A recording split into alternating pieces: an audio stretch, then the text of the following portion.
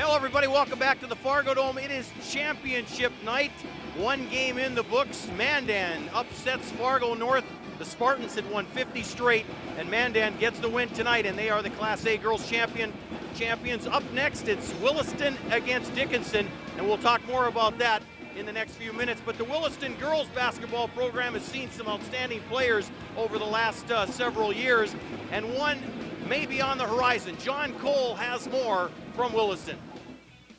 It's rare indeed when a freshman starts on the Class A level. It's even more rare when the coach hands the keys to the offense over to a freshman. It happened this year in Williston.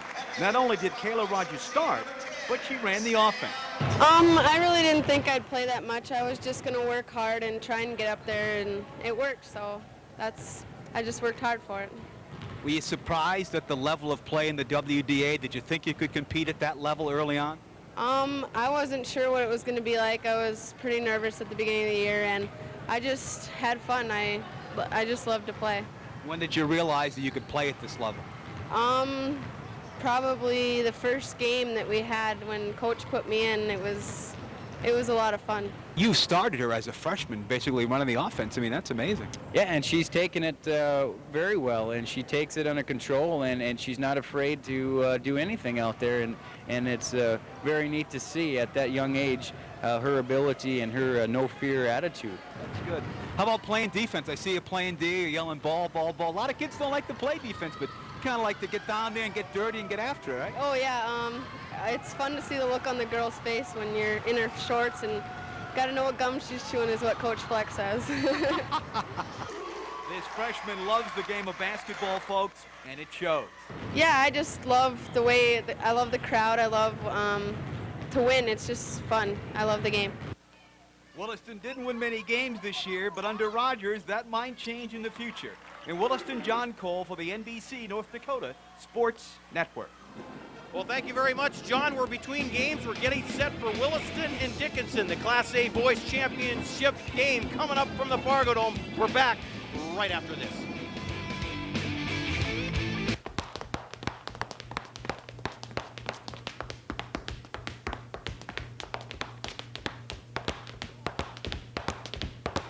Now you know what it feels like to get a pre-approved mortgage in less than an hour.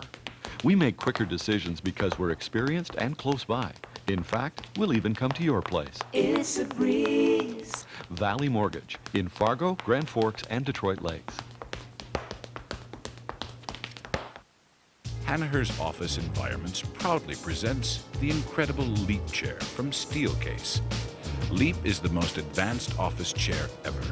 It changes shape as you change your sitting position. Adjustable seat depth and tilt. Adjustable arm height and width. Leap delivers superior support and comfort while you work. Did we mention you can put a logo on it? The Leap Chair from Steelcase. Available at Hanaher's Office Environments, Fargo. Okay, if you're over the hill, you're likely looking down through reading glasses. Now a new surgery may help you bring things into focus. And HD TVs promise a clear, crystal clear picture, but is it time to buy now? Well, find out Monday morning, 5:30 on the Valley Today. Next week, Confronting Colon Cancer, Prevention, Detection, and Treatment, a special series. Plus, Robert Duvall inside, Dorothy Hamill outside, and Academy Award prep with the Bling Bling and America's first TV family.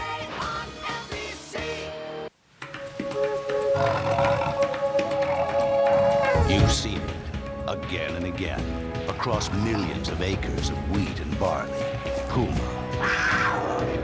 The only herbicide that gives you the uncompromising control of wild oats and foxtails you want.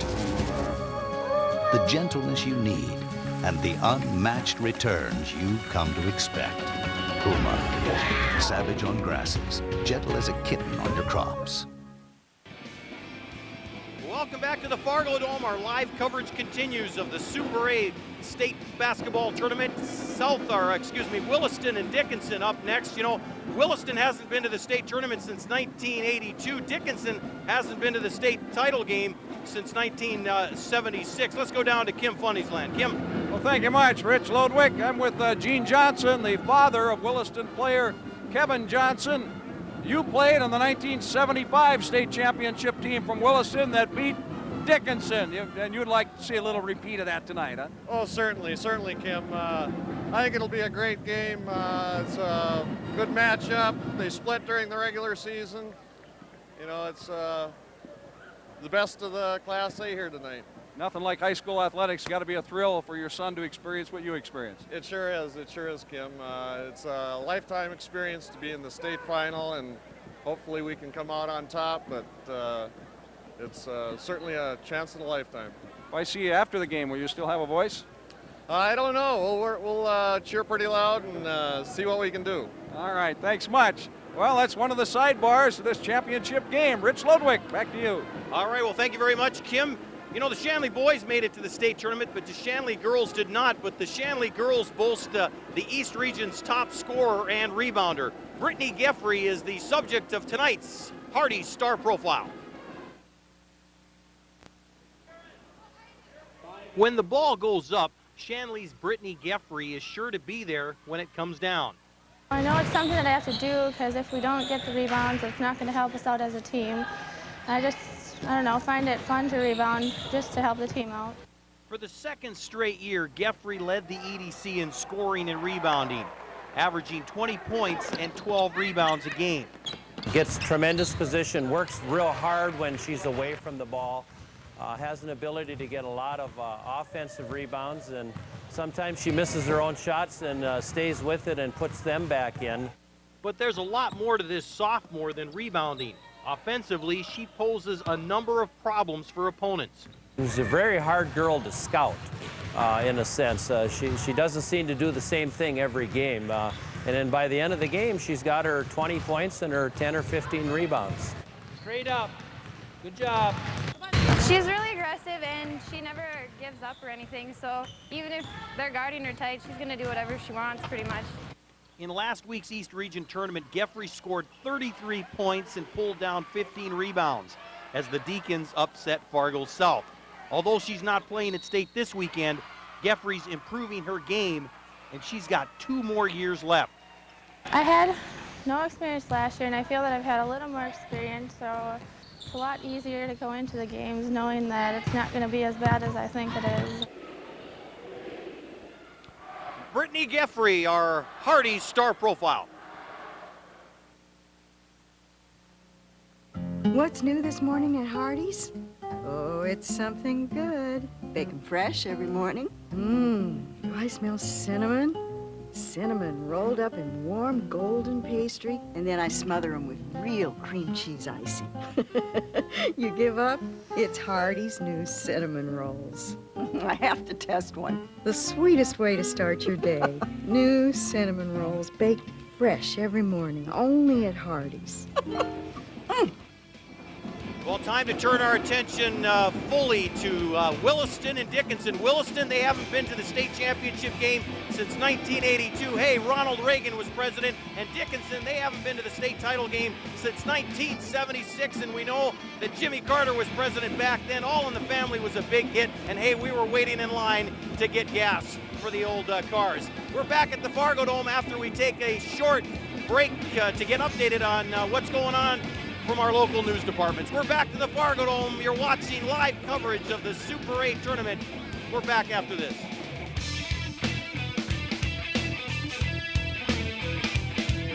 Meet the Dawson Insurance family. They have a vision to help you get the right insurance protection. Whether for home, business, for an individual, or a company. From listening to providing to ongoing service. We're about quality insurance from strong companies. The Dawson Insurance family. Neighbors you trust.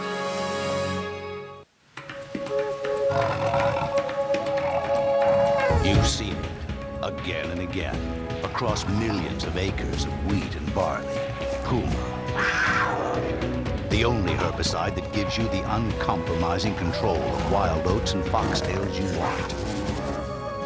The gentleness you need and the unmatched returns you've come to expect. Puma. Savage on grasses, gentle as a kitten on your crops. Run, Betty! The giant chicken stuck to the pan! Hey, I had that dream again. Relax, Pat. We invented Reynolds Wrap Release Nonstick Foil, remember? For when things get sticky. Barbecue chicken won't stick to release foil. Sticky buns lift right off. Even frozen foods won't stick. Reynolds Wrap Release Non-Stick Foil. When things get sticky. Whew, that's over.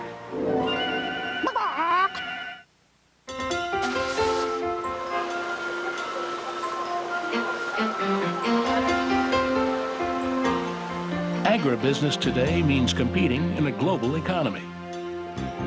At American Federal, our agribusiness bankers are your personal financial advisors, weighing options, finding solutions, working hard every day for you. Best business decision we ever made. American Federal. We'll take care of it for you. This is KVLY News 11 at this hour. Good evening, everyone. People wanting their 2 cents acknowledged met with North Dakota lawmakers this morning at a legislative forum in Fargo. One of the big issues, a proposal that would cut corporate taxes. Those in favor of the bill say it would attract new businesses to the area. A couple state representatives say they fielded questions about the bill a few months ago at a conference in Washington, D.C. We have to use foundation aid. When we said that we were from North Dakota, he stood up and said, you need to change your tax policy in your state. He said, if you do so, you will become a huge economic engine. He said, because you already have things going for you. You have a state-owned bank that can provide capital. You have better workers' comp rates than other states, but this is holding you back. Representative Sally Sandvig of Fargo opposes the bill, saying it would be unfair to the elderly and poor. Representative Ron Iverson responded, saying North Dakota should change the way it taxes businesses and people. A small group of anti-war demonstrators rallied in downtown Fargo this morning. Organizers say the turnout was good, despite students being on spring break. Demonstrators came from as far away as Valley City to make their views known. Protesters say they support U.S. troops, but still think the U.S. should search for a peaceful resolution. We're not at all enamored with Saddam Hussein. I'd like to see him removed. Nevertheless, I don't want to see the United States acting alone on this. I believe it's wrong, and I think we should be working for peace. One demonstrator said protests may not prevent a war, but also said he expects the anti-war movement to gain more support if fighting begins. The possibility of war sparked two very different rallies in Atlanta today. Thousands of chanting, flag-waving demonstrators turned out for a rally supporting troops and President Bush. Some signs called for a boycott of France. But protesters at a smaller demonstration opposing the president's threat of force said attacking Iraq would be illegal. The president is scheduled to meet with the prime ministers of Spain and Britain tomorrow to discuss a new Iraqi resolution. We'll have more on that tonight on News 11 at 10. Well, the weather was certainly cooperating with outdoor activities today, and there is still more to come, more sunshine, that is. Meteorologist Ryan Vipon joins us now with a quick look at the forecast. Ryan? Well, it looks like the mild weather will continue the next several days. In fact, Grand Forks saw a record high today this afternoon of 52 degrees. Let's take a look at the satellite picture right now. A couple of scattered clouds out there. The concern is fog formation once again tonight. Touch on that here in a second. Right now, a trough line moving through the Dakotas-Minnesota border, causing winds to shift from the southwest to westerly. Not too bad out there, light and variable for the most part. Dew points still close to the temperatures out there, creating some fog. Again, the concern overnight tonight, still 54 at this hour in Fergus Falls, but cooler back to the west. Here's look at overnight tonight, clear to partly cloudy. Fog again forming overnight. Temperatures not falling out of the 30s tonight, so very mild night. I'll give you the detailed forecast coming up tonight after the game. Okay, we'll see you then. Thank you, Ryan. Around the region tonight, authorities say North Dakota's premature birth rate has increased 28% in the last decade. The national rate has increased 27% in the last 20 years. Experts say premature births can be caused by smoking, drinking, and drug use during pregnancy. And St. Vincent's Catholic Church in Mott is auctioning off its old school, including the books, desks, and basketball uniforms inside. St. Vincent's Parish decided to sell the building because it no longer had a use for it. The parish says it could never be reopened because of declining enrollment in the area. Well, that's all for right now, but we'll have much more news, weather, and sports after the Class A basketball games. We'll see you then. Have a good night until then. Have you missed me? Have you missed me? Been a while.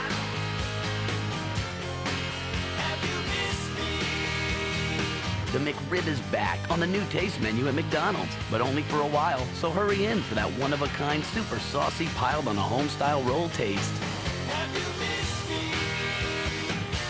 I missed you too. I think we can get a few more in here. Oh, yeah, that should do it. This thing is full of cheese snacks.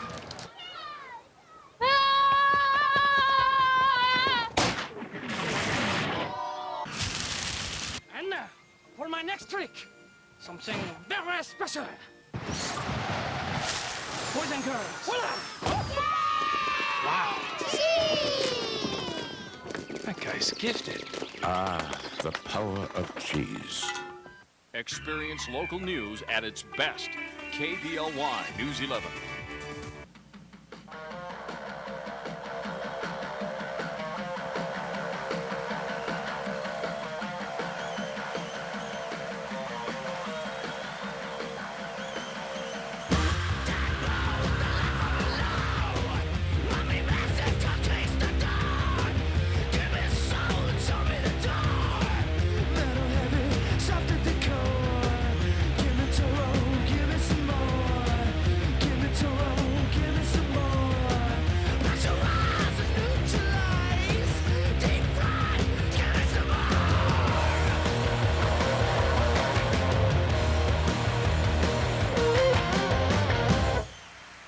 You gotta be screaming that he's getting...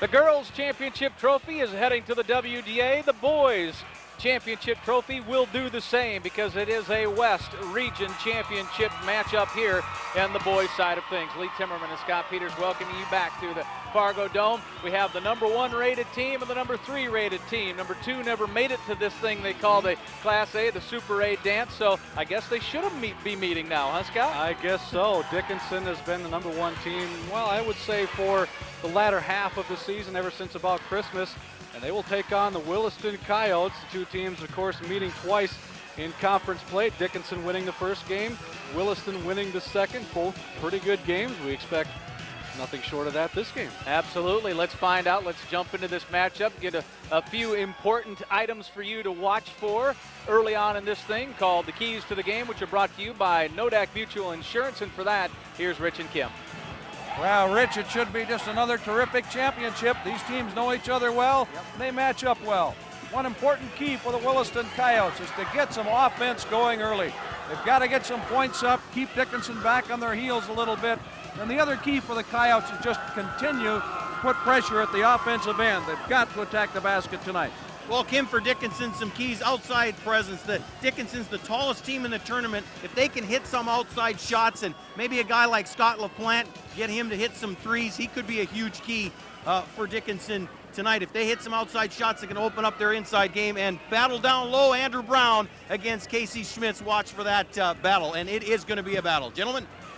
All right, thank you very much, guys. Here's a couple guys we're going to be talking about. For Williston, Casey Schmitz, to say that he was unstoppable yesterday, I think is pretty accurate. Fargo South threw everything but the kitchen sink at him. Schmitz with 25 points and 8 boards. Well, Lucas Mormon, the reason he's tough is because a tough matchup is he's 6'9", and he's kind of a forward, an outside player. So two guys to look for early on.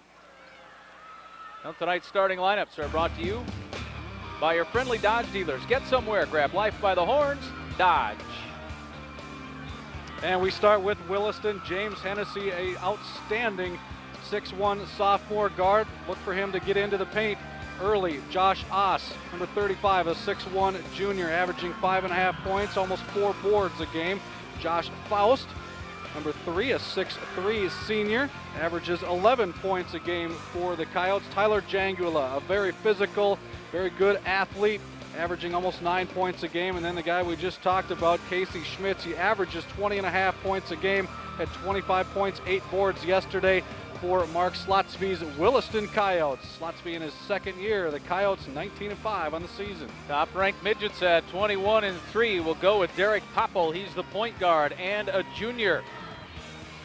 Scott LaPlante, we talked about him being kind of the wild card maybe of this game because he has some outside presence. If LaPlante can hit a couple, it might open it up for the big guys. Those big guys are Lucas Moorman, 6'9" junior. We talked a little bit about Luke. Troy Ott is in the starting lineup. Troy is the Mr. Versatility guy, and Andrew Brown is the man in the middle. He's a senior at 5'7" for head coach Dean Winchesky. Dean is in his third year as the head coach of the midgets, who have never won a state boys basketball championship. They'll try tonight. Kathy Tavine. Assistant coaches, Kelvin Dean, John Wilson. Head coach, Dean Winchesky. Number 10, Kelly Greer. Number 21, Brent Hansen. Number 22, Jesse Kattermas. Number 23, Josh Krieg. Number 30, Ryan Wagner. Number 34, Trent Kleingen. And number 54, Brett Bauer. Now for Williston. Team hosts, Jim and Sandy Stye. Assistant coach, Todd Matthews and Kelly Kessler. And the head coach, Mark Slotsby. Number 13, Ryan Geltel. Number 21, Brad Rogers. Number 31, Corey Neer. Number 33, Scott Engberg. Number 41, Grant Miller. Number 51, Kyle Bondi. And number 55, Andy Gendro. And now, ladies and gentlemen, the starting lineups. At guard for the midgets, a 6-foot junior, number 3, Derek Poppel. For Williston, a 6'1" sophomore, number 11, James Hennessy. For Dickinson, a 6'3" senior, number 5, Scott LaPlante. For Williston, a 6'1" junior, number 35, Josh Ose. For Dickinson at forward, a 6'9" junior, number 4, Lucas Moorman. For Williston, a 6'3" senior, number 3, Josh Faust. At forward for the midgets, a 6'5" senior, number 33, Troy Ott.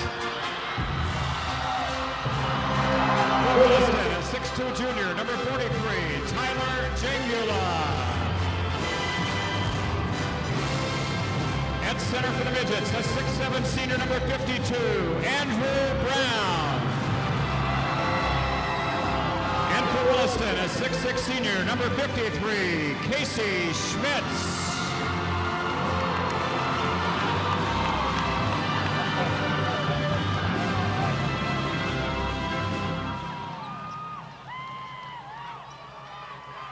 Now, ladies and gentlemen, will you please stand for the singing of our national anthem by Fargo North students Tony Baumgartner, Charles Retzlaff, Terrence Benton, and Andrew Rayboyne.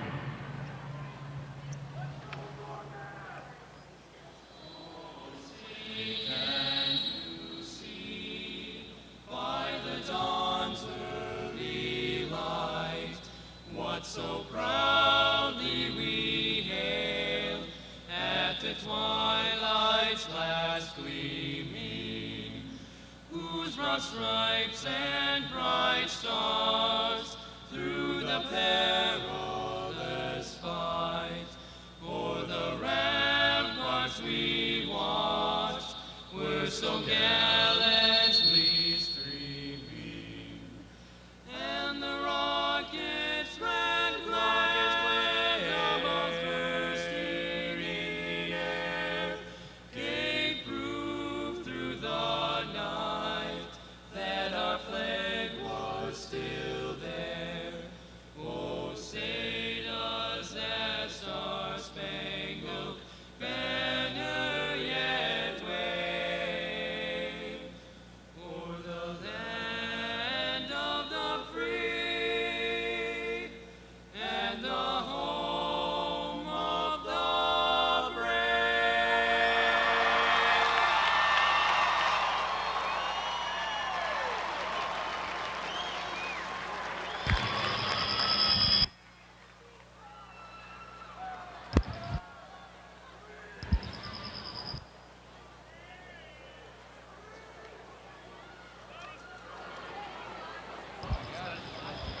Now we'd like to direct your attention to the center of the floor for the respective team captains.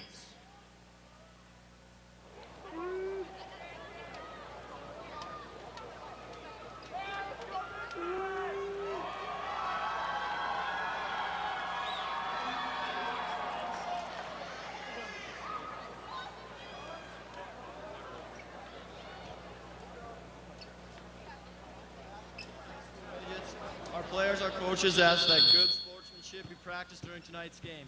We ask that all fans and players understand that good sportsmanship and competition can go hand in hand. Thank you for your support.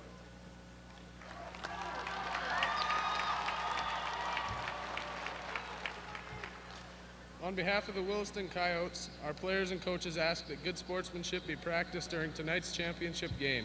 We ask that good performances be recognized regardless of which team or individual demonstrates outstanding play.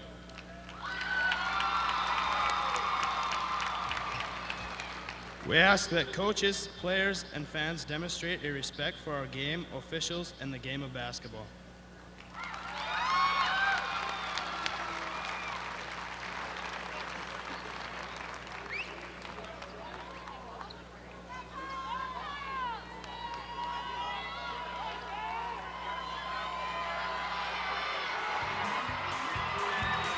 Championship night at the Super A continues with the boys up next. Experience new breakthroughs in productivity on your farm with John Deere's 9020 series tractors. You get the choice of 5-wheel or 5-track models with up to 450 horses. Get automatic power shift transmission, an unmatched ride with exclusive active seat, and the brightness of field vision lighting for night work. Test drive a 9020 series John Deere today. See your North Dakota Network John Deere dealer. Yeah, I have a question about our mortgage. Question about our mortgage? Mortgage. They gave me to that other department. We have to call San Francisco. No, I'm on my home phone. No, we've called San Francisco. No, wait. I have to call Boston. I've done the code. I know. This is Boston, right? Please try your call again, ladies. They want a code. They promised they'd call back. Mortgage loan questions? With a local Gate City mortgage loan, get straight answers about taxes, insurance, and payments. Stay at home with Gate City Bank. Williston and Dickinson. Williston has won the championship 4 times, the last in 1975 when the Coyotes beat the Dickinson Midgets. I mentioned earlier, the Midgets have not won a state championship. In fact, haven't been to the state tournament since 1989. So a big moment for both of these schools. And Dickinson and Troy Ott will start things out. Andrew Brown, a high-low to Luke Mormon. Lucas had it bounced away from him. And now Troy Ott puts a shot up in traffic. James Hennessy will bring it up, and he is followed by Scott LaPlante. Faust. And Jangula got it to go. That would be a big thing if Williston can get some points out of him, huh? I think so. Obviously, Schmitz is the big focus for this offense for Williston, along with Hennessy and Faust. But if you can get some bonus points from Jangula, he's the kind of guy that usually is going to get the garbage points off the offensive rebounds. But if you can get him open for shots like that, it's a good thing for the Coyotes. Andrew Brown starts things on the scoreboard for Dickinson and the Midgets' second trip. Well, I think that's going to be a good matchup to watch. We see right there, Brown and Schmitz going at it on both ends of the floor. Schmitz, who does such a good job of being able to spin and create things after he does catch the ball. Didn't get his first one to go. Mormon down low. Brown spins on Schmitz. Casey with the rebound. That's another pretty good matchup there too, I think. LaPlante and Hennessy. Hennessy drives, and James Hennessy can really break down a team on the dribble. Yeah, he certainly can, and we saw that yesterday against Fargo South, and he's already off to a good start tonight. He's just so quick getting by that first defender. Mormon swings it over to Ott. He's a good three-point shooter. He goes to the dribble this time and draws the foul on Jangula. Check out the Shields instant replay. Ott with a little bit of a fake right there. I think froze Jangula, gets the first step behind him, and Jangula gets him with the body. Out front to Popple. And LaPlante. Jangula with the rebound. Well, that's something that Dickinson wanted, to get LaPlante those jump shots, get him started on the perimeter. They feel if they can get that game going, the inside game will follow. Williston by 2, and Hennessy tried to make it 4. Brown does corral it after it was knocked out of his hands there for a little moment. The rubber match of this one. Scott mentioned the two teams splitting during the regular season. Kind of a tale of two games as well, as Williston comes away with it with Hennessy. Hennessy on the drive, and a block by Brown. He just attacked the ball as it came off of Hennessy's hand. And now Faust with the hand in it, and a held ball with the arrow going Williston's way. Well, what recovery there by Brown. Hennessy sprinting full bore was actually widening the gap between him and the defenders, but Brown closed that so quickly as Hennessy got to the hole, was able to get up there for the block. Well, it's one thing to be tall in this game. It's quite another to be athletic, and that was an athletic move by Andrew Brown.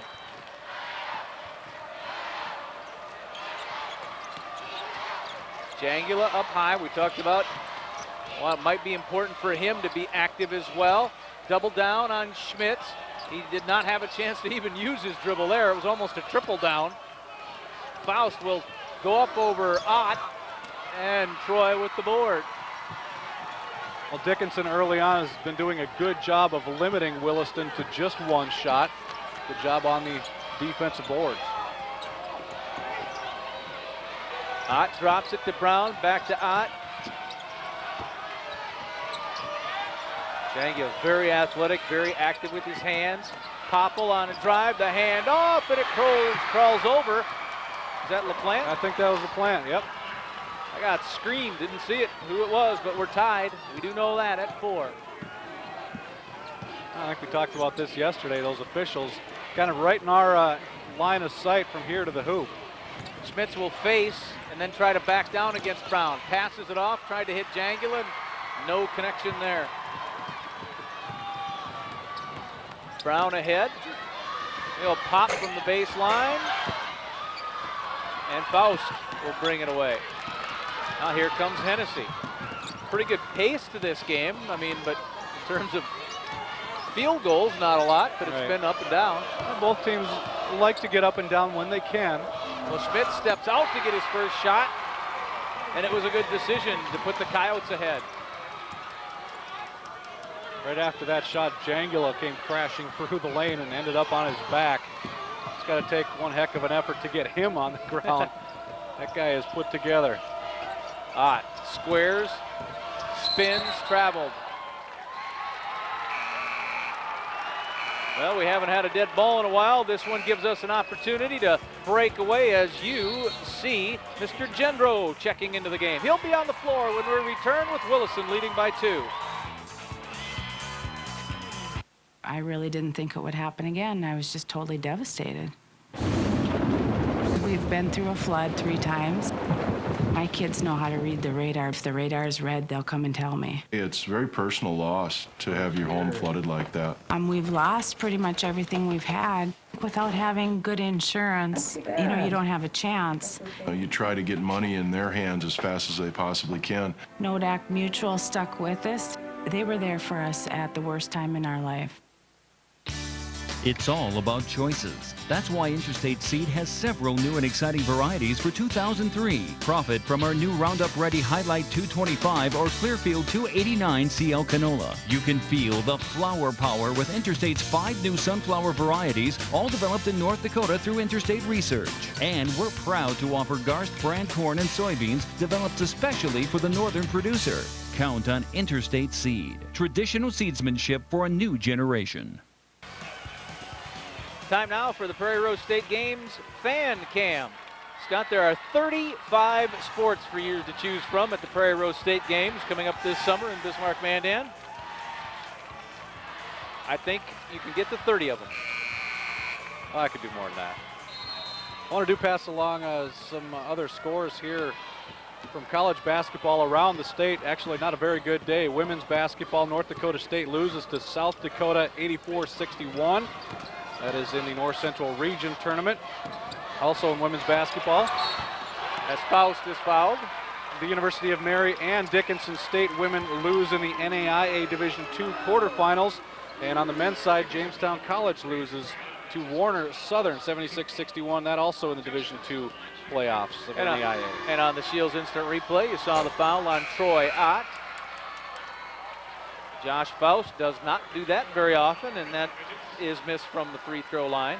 A little bit below his season average, but again, Faust is playing with two very sore ankles, tendonitis in one. It's kind of limited a little bit of him showing off his springs. The pick, Oss took it away. Yes, he did. Oss lays it in. Josh's first bucket. All 5 Williston starters have scored, and the lead pops up to 5. Well, Oss just kind of reaching out and poking that ball away from Popple. Popple ended up on the floor trying to recover, and that made for an easy layup for Oss. Well, actually, the first time these two teams met, as Schmitz takes it away from Bauer, Ott was the one that had to bring the ball up the floor. Popple's kind of emerged and grown into that role of a point guard. Schmitz off the double team. Gendro, excuse me. And Ott knocked it away on the 17 seconds still left on the shot clock. Congratulations again to the Mandan girls for stopping that big long streak and winning the championship. You saw it earlier on NBC North Dakota Sports. In the corner, Hennessy had a screen. Shot clock to 7 now. Gendro puts her up from 17. Didn't really have much of a choice. Andy running out of time. Shot clock was winding down.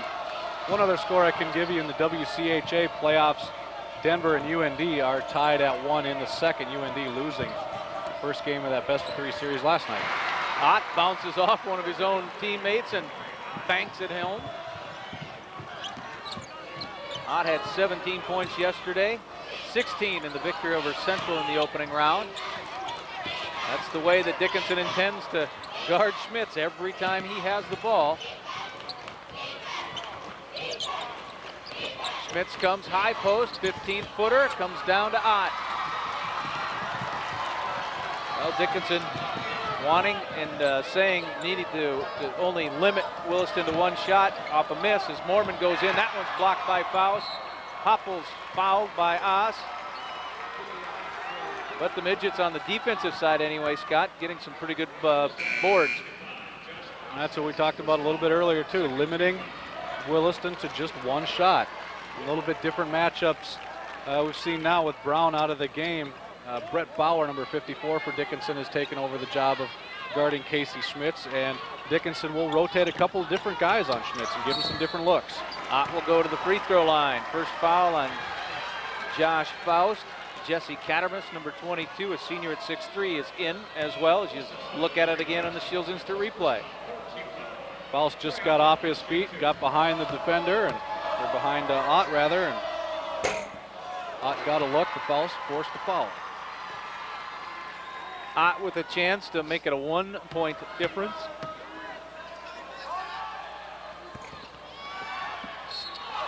And a foul. No shot, none of that'll happen. Ott was there, Bauer was there, and it was on Bauer. That's the first one on Brett.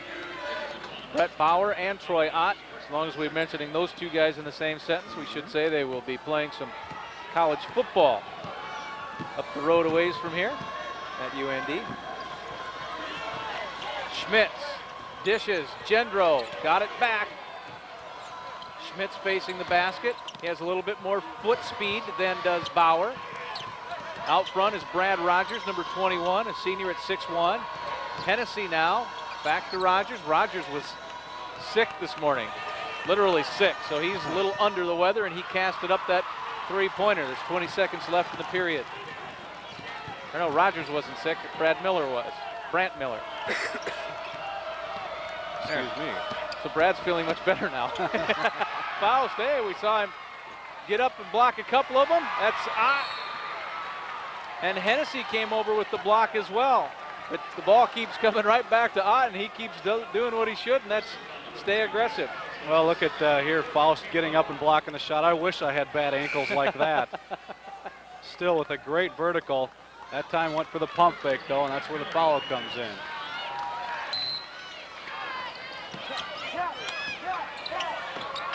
Called it on Faust. I thought it was his second, but the scoreboard has him at 1. Moorman right before the buzzer. So 9-7 is what we have with the Williston Coyotes leading it by 2 after the first quarter of the Class A Boys Championship game. Want a Zap Velvet Leaf? Nail, foxtail, water hemp. Take out woolly cupgrass, morning glory, pigweed. Use Liberty herbicide to take out over 120 broadleaf weeds and grasses faster than any other herbicide.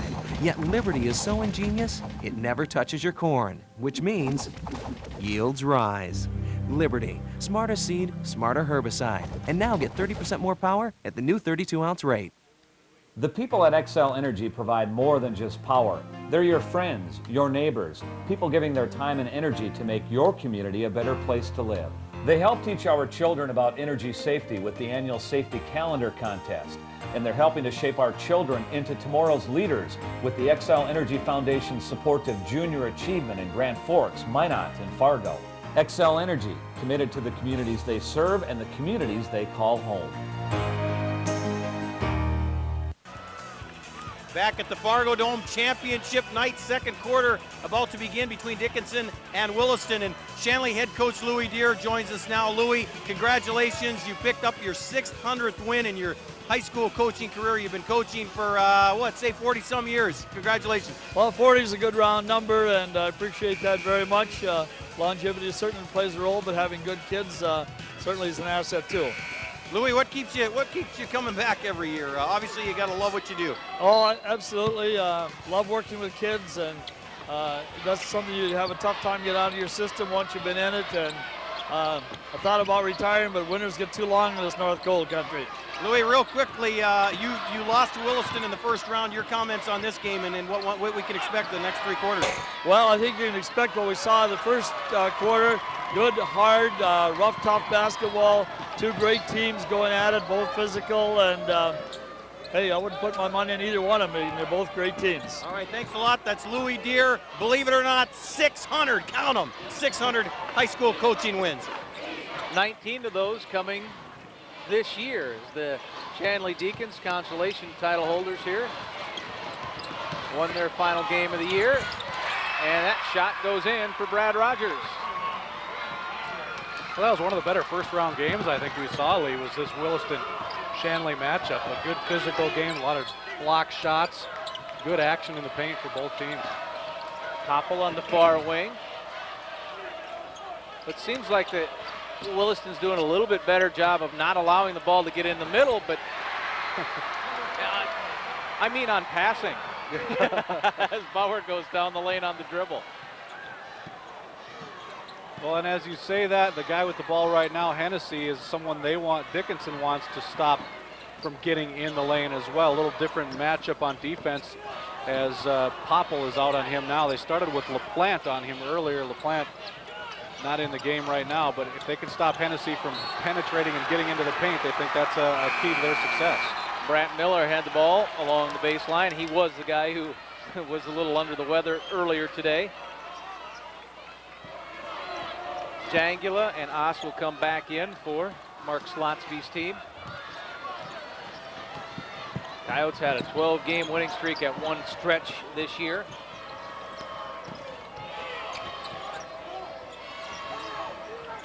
Cattermas on the right wing, and he drew a foul on Hennessy. Dickinson had a stretch of games where they won a bunch. Shields instant replay, another look at the foul, but lost in game 2 to Bismarck, then lost in game 14 to Williston, so a nice run there too in the regular season by Dickinson. The last 9 weeks in the #1 role in the poll. Hot surveying, going down to Brown. Schmitz called for the foul. Well, that's something that Dickinson really wants to do today. They want to go right at Schmitz. They want him to play both ends of the floor. We saw what he could do offensively yesterday with 25 points as we check out the Shields instant replay here. They want to see if he can play defense, and here Schmitz comes up with the foul. That's something Fargo South did not do much of yesterday. Brown has 3 points. This one could tie it up. LaPlante and Mormon back in for Andrew Brown. You see his tournament average. Pretty easy to average those up because he had 14 yesterday and 14 in the opening round win over Central. It's my kind of math right there. 12 rebounds in that opening round game. Boy, Dickinson really pounded the boards in that one.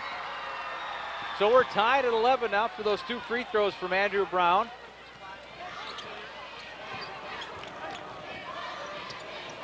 As Popple slapped it away, but it did go out of bounds. Faust will come back in for Miller.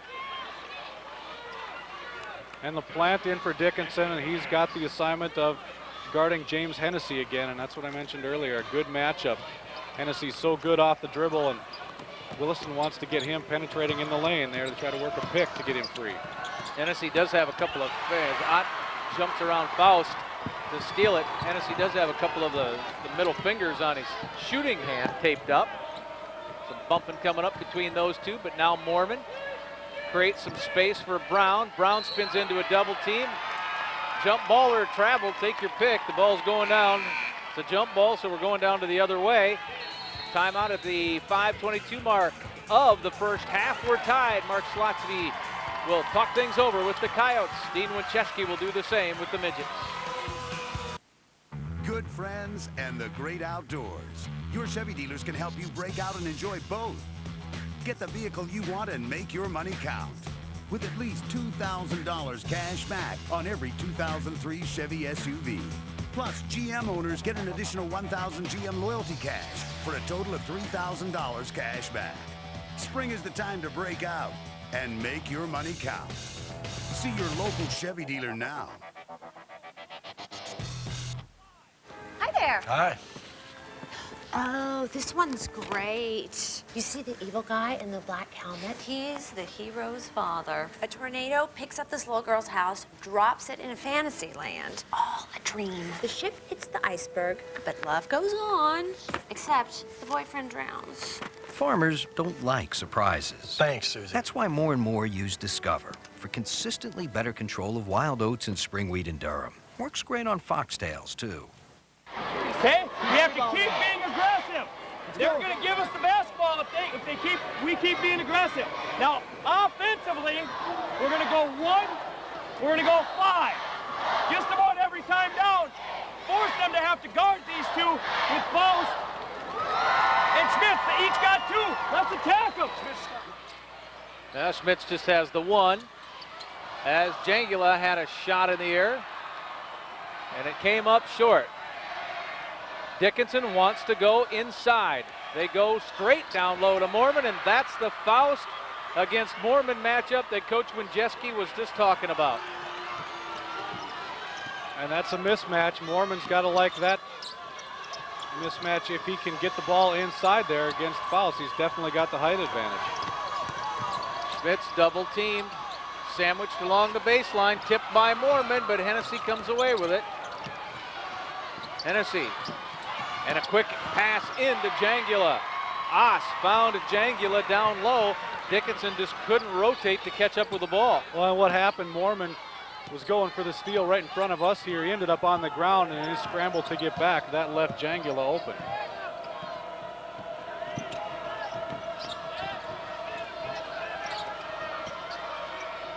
Ott will swing it near side.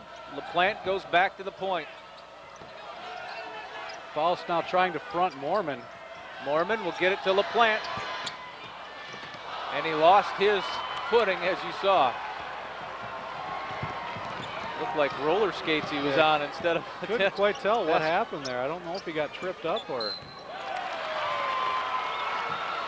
Lucas Mormon with his first foul. It's tempting when you're a taller person and playing behind to not reach in there. It's only 3 fouls against Dickinson. And they're wiping up the floor on the other end where Mormon spent a little time down on there. Make sure he doesn't slip again. Off a screen, Faust, guarded by Troy Ott. Faust on the dribble, hand check. Second one on Ott.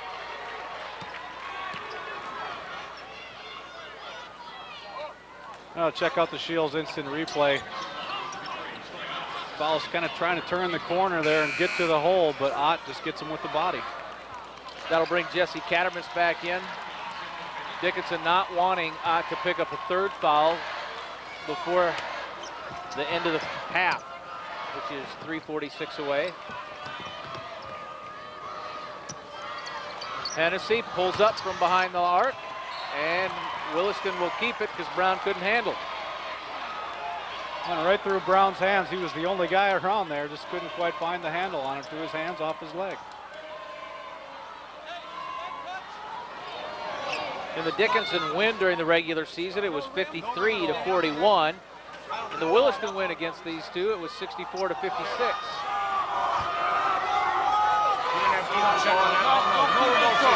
What about 22 on? You got it. Chatting about the shot clock there. To count it back down a few seconds. They reset the clock, but Dickinson never had possession. Now that was the key to that, unlike when we saw in the girls' game earlier. Sutter just talking it over as the guys are chuckling back and forth. These two teams know each other pretty well, as you might imagine. Now Hennessy. Faust looking in, looking, and going to Schmitz. Brown called for being a little too physical. Well, that's that matchup we talked about earlier in the game. You know, you mentioned these teams know each other well. In fact, Brown and Schmitz, they've been playing against each other since 7th grade. Here you check out the Shields instant replay. So you got to think these two know each other's games very well. And they do. And it's tied. So they know each other real well so far. So. We'll be right back.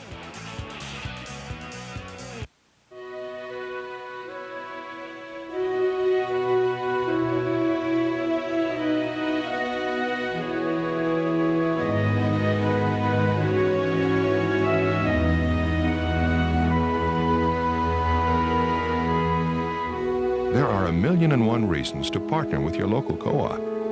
A stronger future for your children? Well, that's just one really big reason.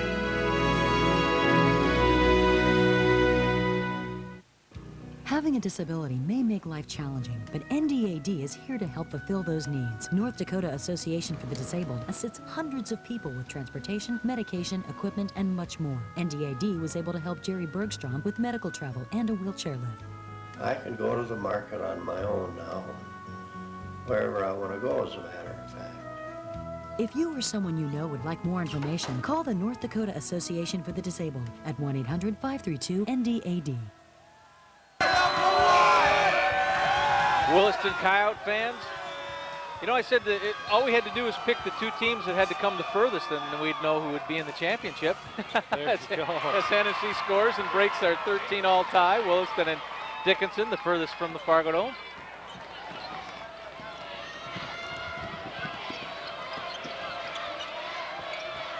Now Faust is fronting Mormon. Mormon crosses over along the baseline, puts one up and nails it. 4 points in the quarter for Lucas Mormon. Ties it up again. Well, Mormon, for 6'9", he does have some range. He can step outside and hit that mid-range jumper. That's really probably where he's so important, as Jangula had it roll out. Important in Dickinson's offense, because when you have to come out and guard him, it does open some things back up, maybe a little bit more inside. And that's what Mormon does here. Bauer back to Mormon. This one's from a little further out, three-point range, tipped around. Schmitz, and it comes Cattermas who comes away with it. As Schmitz and Bauer were battling for it and ended up just kind of rolling off Schmitz's head. Bauer went to the jump hook. Mormon with the rebound, blocked away, but here's LaPlante. Mormon again will spin back to the inside, and he was traveled, no bucket. Well, that's a matchup we've talked about a couple times. Mormon's got 6 inches on Faust. Faust came up with the block there, and then Mormon tried to get around Faust the second time, gets called for the travel. Into the game, Kyle Bondi, number 51, a sophomore at 6'5". Countering some of that size that Dickinson has, Williston bringing him in. Bondi hasn't played much this weekend, but they go straight to him. Kicks it back out. Oss in a double team. He got it, but it was blocked. Jangula's shot blocked by Mormon. Now Dickinson with a chance to break the tie. Popple gets it over to LaPlante. LaPlante's shot does break the tie. Scott LaPlante with 4 in the game. Well, it's important for LaPlante to start knocking down some of those jumpers. That was one of their keys to the game, and although we're nearing the end of the first half, the more he can knock down those jumpers, either him or Popple, the more that opens things up on the inside. Schmitz backs away, but still double teamed. Popped it off the feet of LaPlante. The ball's on the ground, and the tie-up arrow pointing Dickinson's way. Well, that's just good defense there. Schmitz put the ball on the floor and ended up backing himself into the corners. We check out the Shields instant replay. Both Mormon and LaPlante come over to double team. Schmitz tried to throw it off of LaPlante's foot, but ended up being a pileup on the floor. Good defense.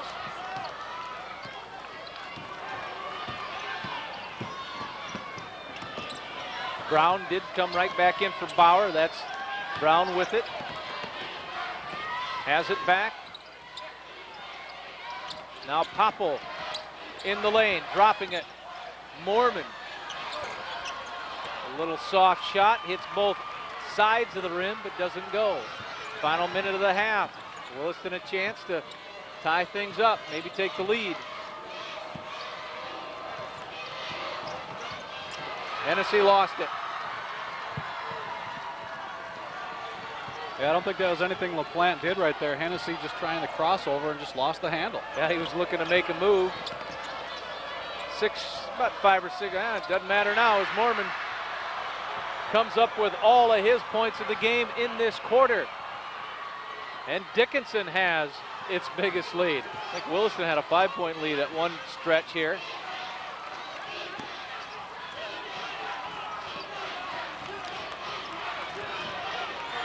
Hennessy and LaPlante.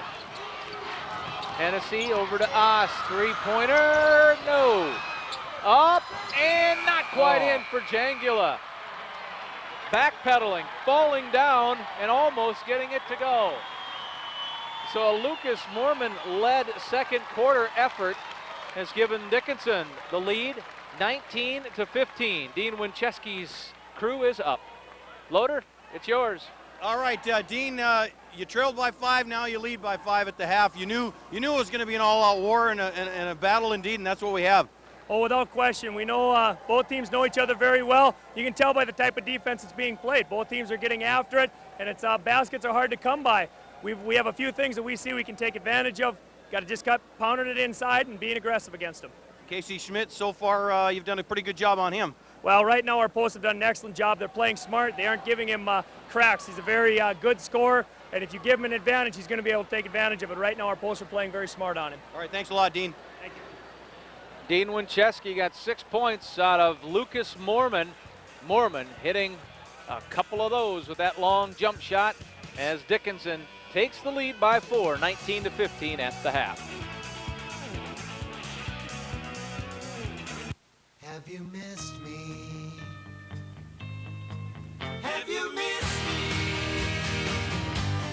Been a while. Have you missed me? The McRib is back on the new taste menu at McDonald's, but only for a while, so hurry in for that one-of-a-kind super saucy piled on a home-style roll taste.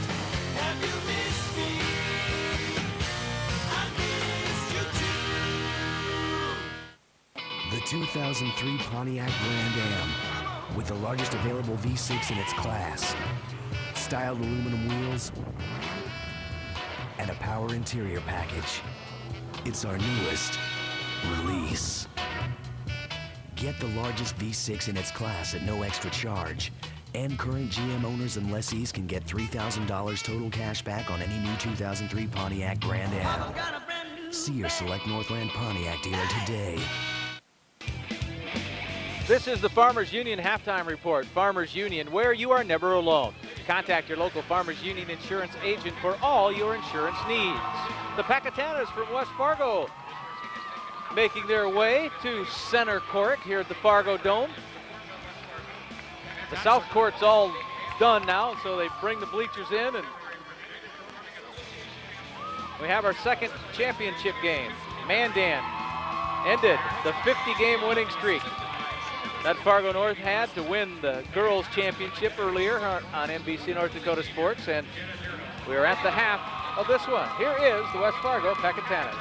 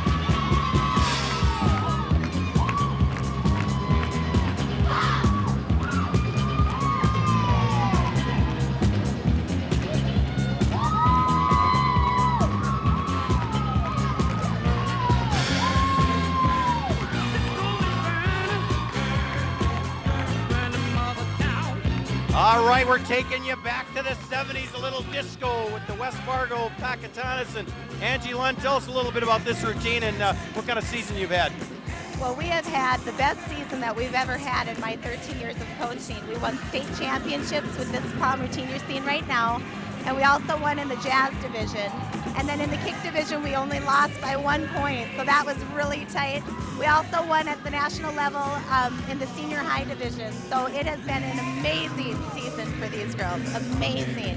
This routine we just threw together about the end of December. We put it together actually in 3 weeks. We've never done a routine that fast, and the girls have just been having a blast with it. The crowd goes wild every time. They see us in these afro wigs, and they kind of wonder what we're going to be doing with it. And we've never left the crowd unsatisfied by this routine, that's for sure. So. All right, thanks a lot, Angie.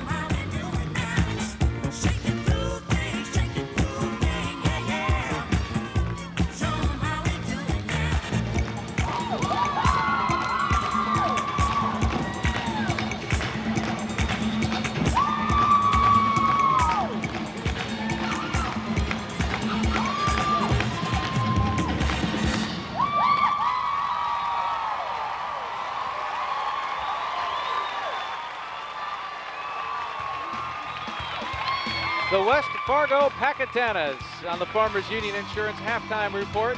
When we return, Scott Peters will continue to shake his groove thing. Warm up to big savings on reliable Richmond water heaters at Menards. This 40-gallon natural gas model provides 18% more hot water an hour than standard units. On sale, $195. This 40-gallon power vent model is $299. Long life soft white light bulbs by GE last 50% longer than standard bulbs. Or choose these decorative clear bulbs. 2 packs are just $149 each. Menards lights your way to saving. Save big money at Menards.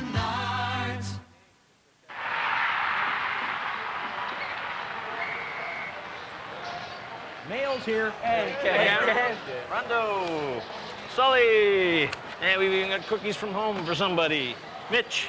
Where's Mitch? a smidge. He moved.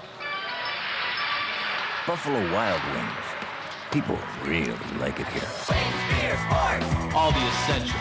Come in now for the big game and enjoy any of our 12 tasty appetizers. Close friends, far off places. Your Chevy dealers are making it easy to break out and enjoy both. Get the vehicle you want and make your money count. With $2,000 cash back on every 2003 Chevy car except Corvette. Plus, GM owners get an additional 1,000 GM loyalty cash for a total of 3,000 cash back. Spring is the time to break out and make your money count. See your local Chevy dealer now. Local teams. Local traditions. All the scores. All the action. On KBLY TV 11 Sports Site with Scott Peters and Rich Lodwick. Sports Site at 6 and 10 p.m. on KBLY News 11. The Valley's choice for local news and sports. We are back with the Farmers Union halftime report. And these halftime stats are brought to you by North Dakota Certified Seed Industry. Well, shaking my groove thing here, Lee. I think I pulled something, but I'll remain seated for the rest of this one. The stats show that this is a close game. Field goal percentage, kind of a wash. Rebounds, as we figured, Dickinson has the edge in that. Turnovers, also kind of a wash. One of the stats I think that jumps out at me, Casey Schmitz for Williston, just 3 shots in the first half. He had 14 points in the first half yesterday, and a low-scoring game like we figured as well. Balanced scoring. Kim, go ahead. Well, Coach, you're down 4. How are you going to get that back? Well, we just have to have, I think, some better quality possessions on offense. Kind of got sloppy with the basketball there at the end, and I don't know if we're tired or what, but we got 2 quarters to play, so hopefully we can pick it up on the offensive end. They're putting a lot of emphasis on locking up Schmitz. Oh, yeah, they're triple teaming sometimes, they're doubling. We decided we got to get the ball reversed, see if we can relieve some pressure from him, and we got to hit some shots from the outside. And we're enjoying this, are you? Oh, yeah, we're glad to be here. All right, thanks, Mark. Schmitz, 1 of 3 field goals in the first half. Second half is next. There have been some extraordinary things in history. But nothing like Taco John's extraordinary quesadillas, filled with a blend of 3 cheeses, even char-grilled chicken, and a whole lot more. They're not your ordinary quesadillas. There's a whole lot of Mexican going on at Taco John's.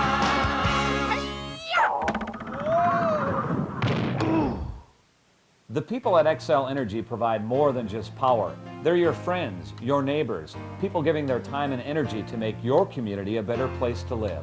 They help teach our children about energy safety with the annual Safety Calendar Contest, and they're helping to shape our children into tomorrow's leaders with the XL Energy Foundation's supportive Junior Achievement in Grand Forks, Minot, and Fargo.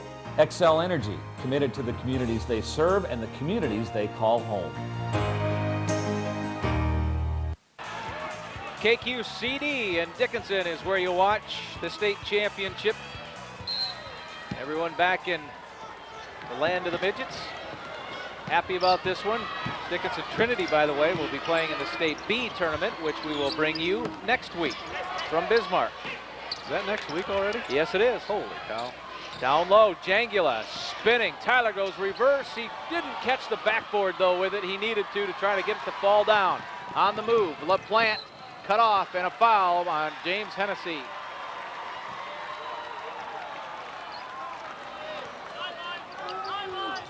Well, check out the Shields instant replay. The midgets trying to push the ball quickly up the floor. LaPlante just trying to go back towards center court, and Hennessy out of position picks up the foul.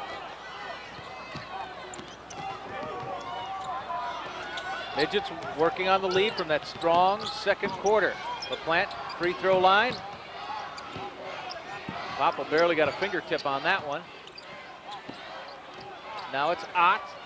Ott goes down to Brown. Tipped around. Last touch by Dickinson. One thing Ott's kind of done in this game, because that Dickinson wants to use the size, and namely Brown and Mormon inside, he's kind of had to sacrifice what what would be some shots that he might normally take in the flow just to try to, do what you need to do to win the game in the long haul. Yeah, he averages almost 16 points a game. He's got just 3 at the half, but he's coming up with 4 rebounds as well. So he's doing some of the other things he needs to do. Well, Schmitz in a double team. What else? Yep. But Williston keeps it. Goes back out to Oss. Oss. Oh, the Coyotes need those type of shots to fall for them. Dickinson will try to make a little transition going. Here is Ott way off balance. And to the free throw line will go Troy Ott. And Jangula, I think, will pick up the foul. Watch Jangula hustle down the court. I don't know if we'll be able to see it as Ott tries to go up against, kind of tries to get the awkward shot up, but Jangula was well behind the play, but boy, did he hustle to try to get back in defensive position.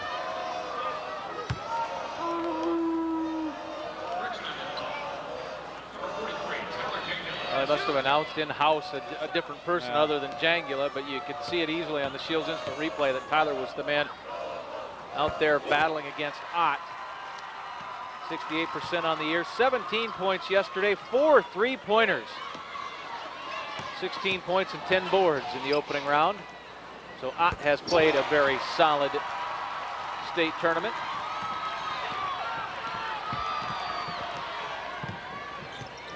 Biggest lead for the Midgets right now.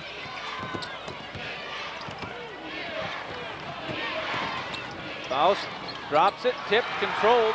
Boy, it's just tough going inside for Williston. There's so many bodies stacked in there. Ott spins around, open look for threes. Didn't quite get it, but number 3 rips it down. That's Faust. Now here comes Williston. Maybe the Coyotes will try a little transition. Nope. Hennessy, baseline. I thought he was going to pass it out. I did too. Nice spin move down in the blocks. We haven't seen Hennessy do too much of that. I think Williston needs him to try to create more opportunities either for himself or for other players by penetrating like he did.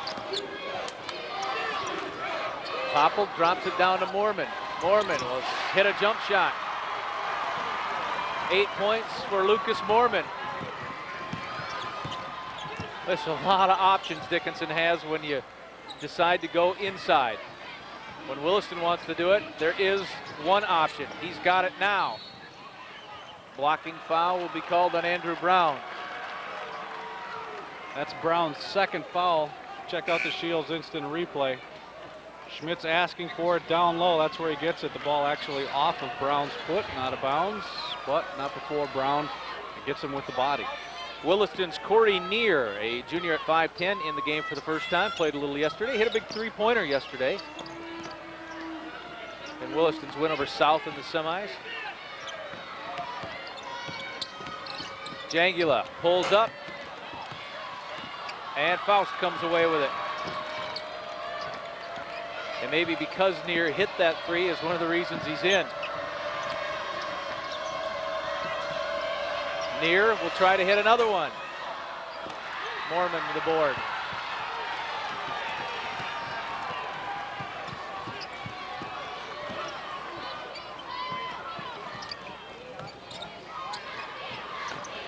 Ott down to LaPlante.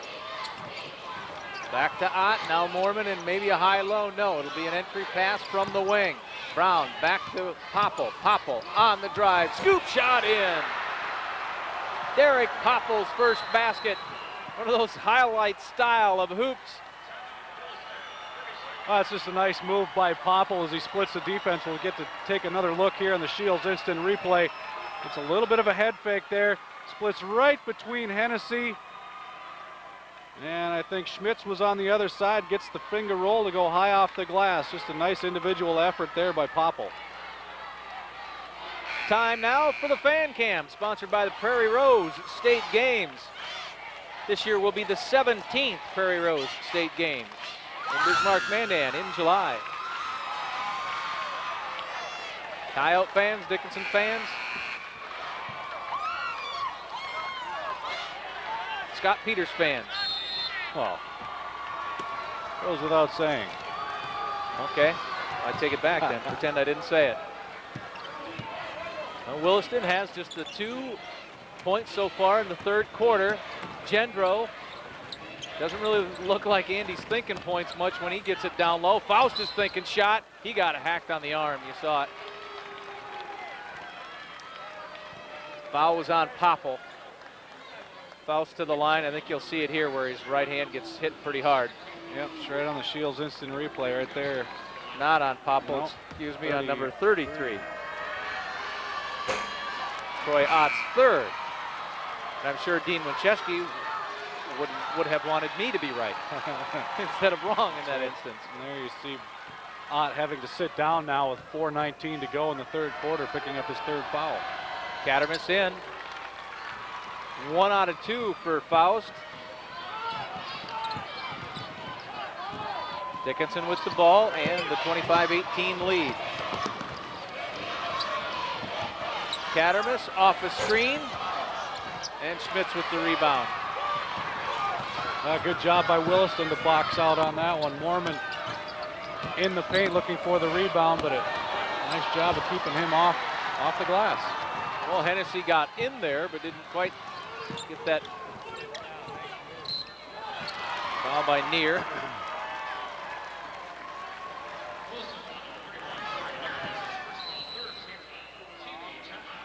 .346 is the dead ball situation, allows us to break away with Dickinson continuing to hold the lead.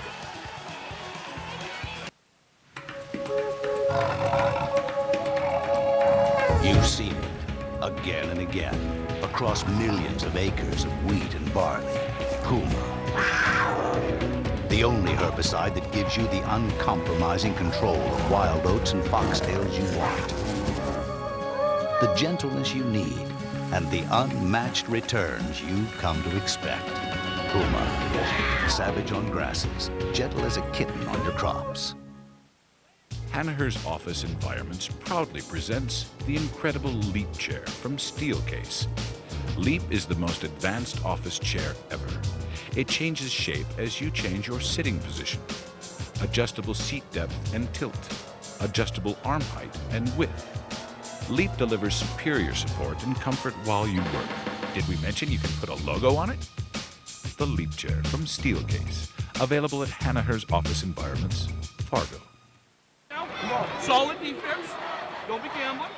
Okay? Make sure we keep the ball in front of us. Come on, let's go. We gotta chip away at this lead. We gotta chip away at the lead. We can do it. So, got it. Words from Mark Slotsby, who used to be the supervisor of Dean Winchesky when they were both working in the Park and Rec department in Minot.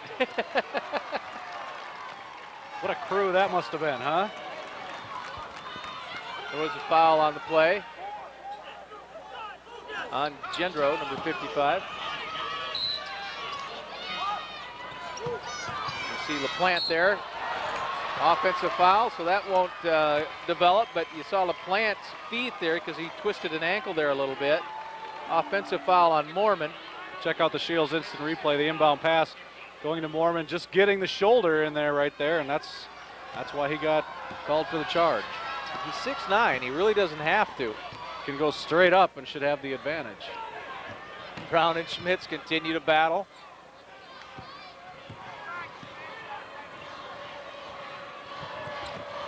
Neer. Down low to Schmitz. Spinning into a double team. Faust just lost it off his fingertips. I don't think that was deflected off of anybody. I think he just lost it. He's checking his hands there too. It's kind of like when a baseball infielder has one goes through with legs. Always got to blame the glove. The glove. Shields instant replay. Yep, nobody even close to him. Just about sent that one in the fourth row. That's a perfect defensive execution, though, by Dickinson as well on Schmitz down low as LaPlante drives. And I think that's been one of the differences in this game so far. Schmitz still with just 2 points in this game.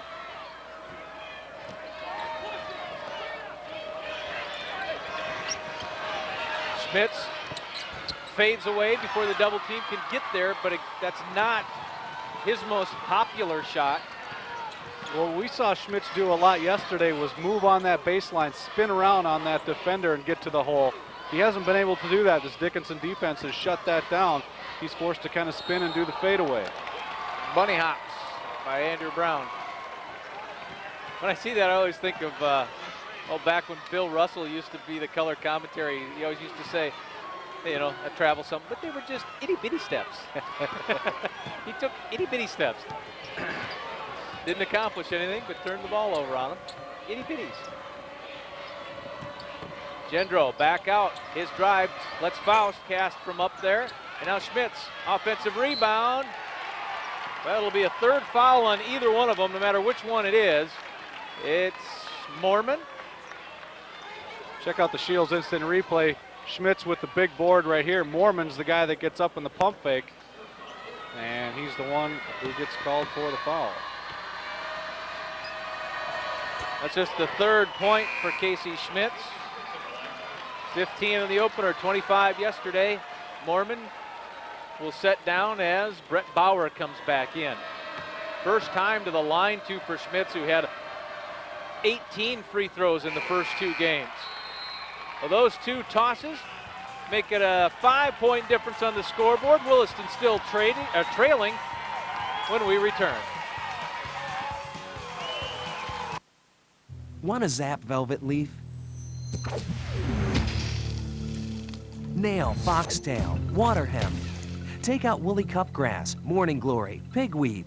Use Liberty herbicide to take out over 120 broadleaf weeds and grasses faster than any other herbicide. Yet Liberty is so ingenious, it never touches your corn, which means yields rise. Liberty, smarter seed, smarter herbicide. And now get 30% more power at the new 32-ounce rate. It's a call as powerful as that of the sea to the sailor. A call that is heard and heeded from generation to generation, from father to son, from mother to daughter, and from children to their grandchildren. It's a call of the land to the farmer. We're Farm Credit Services, and we too hear that call. Number 42 with his hockey stick and his flag attached to it was getting the Williston fans fired up there in that break. He was shaking his groove thing, Scott. They certainly didn't learn it from me, that's for sure. Well, without Ott and without Mormon, it's a different offensive look for Dickinson. Down low to Brown, spinning over Schmitz, and Faust on the weak side. Few less options out there offensively for Dickinson right now. Near. No. And a foul called. Yeah, I think that's going to go on Cattermas. It is on Jesse, his first. So now this is an opportunity as we take a look at the Shields instant replay, but an opportunity, I think, for Williston to do a little bit more damage with this Dickinson lineup in. Yeah, not quite as big, and it's hard to even say that because there's still a big lineup out there, but definitely the door is open for Williston to take advantage of some opportunities here. Schmitz, offensive foul, dipped his shoulder as LaPlante came down to double. Well, take another look at the Shields instant replay. I don't think Schmitz saw LaPlante there. Just turned around and ran right into him. Well, he should have known he was coming. It's been that situation all game for him. Double team is quick to come on Schmitz so far.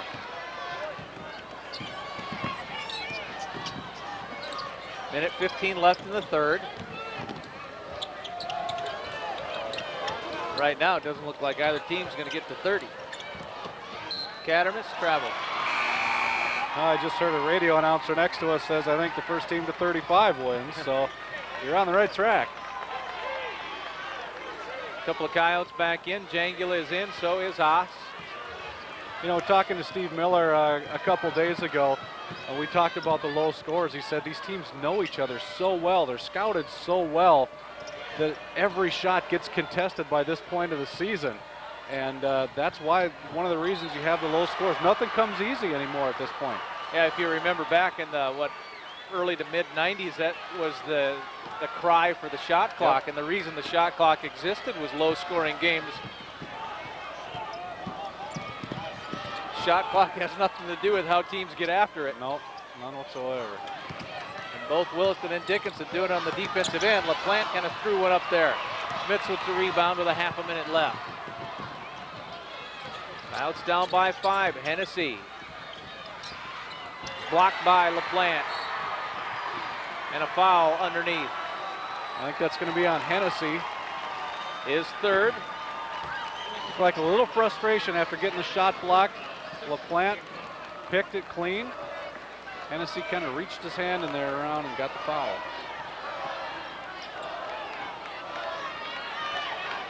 Well, it's one thing, though, when you have a situation with a low-scoring game, they are almost always close, yep. which means the endings of them are generally pretty darn exciting. Well, that's a foul there Second by one. us, and the important thing is we're shooting free throws now. At least Williston is a 1-and-1. Dickinson, I'm sorry. And in this low-scoring affair, these babies become more and more and more and more important. Popple, first trip to the line tonight, earns the back half of the bonus. He is 5 out of 8 now for the tournament.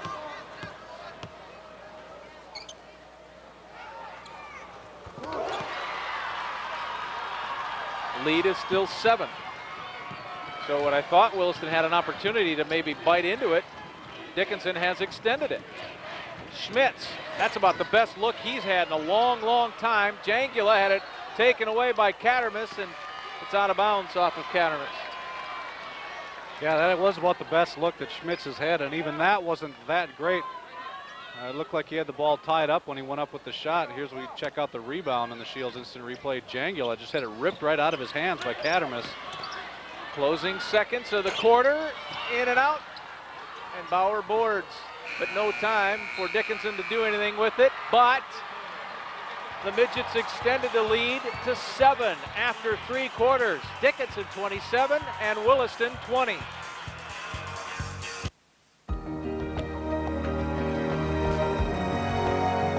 You should get to know these people. They have years of experience, are proud of their high standard of personal service, represent strong companies, believe in community service, and frankly, are very, very good insurance professionals. The Dawson Insurance family. Neighbors you trust. Good friends and the great outdoors. Your Chevy dealers can help you break out and enjoy both. Get the vehicle you want and make your money count. With at least $2,000 cash back on every 2003 Chevy SUV. Plus, GM owners get an additional $1,000 GM loyalty cash for a total of $3,000 cash back. Spring is the time to break out and make your money count. See your local Chevy dealer now.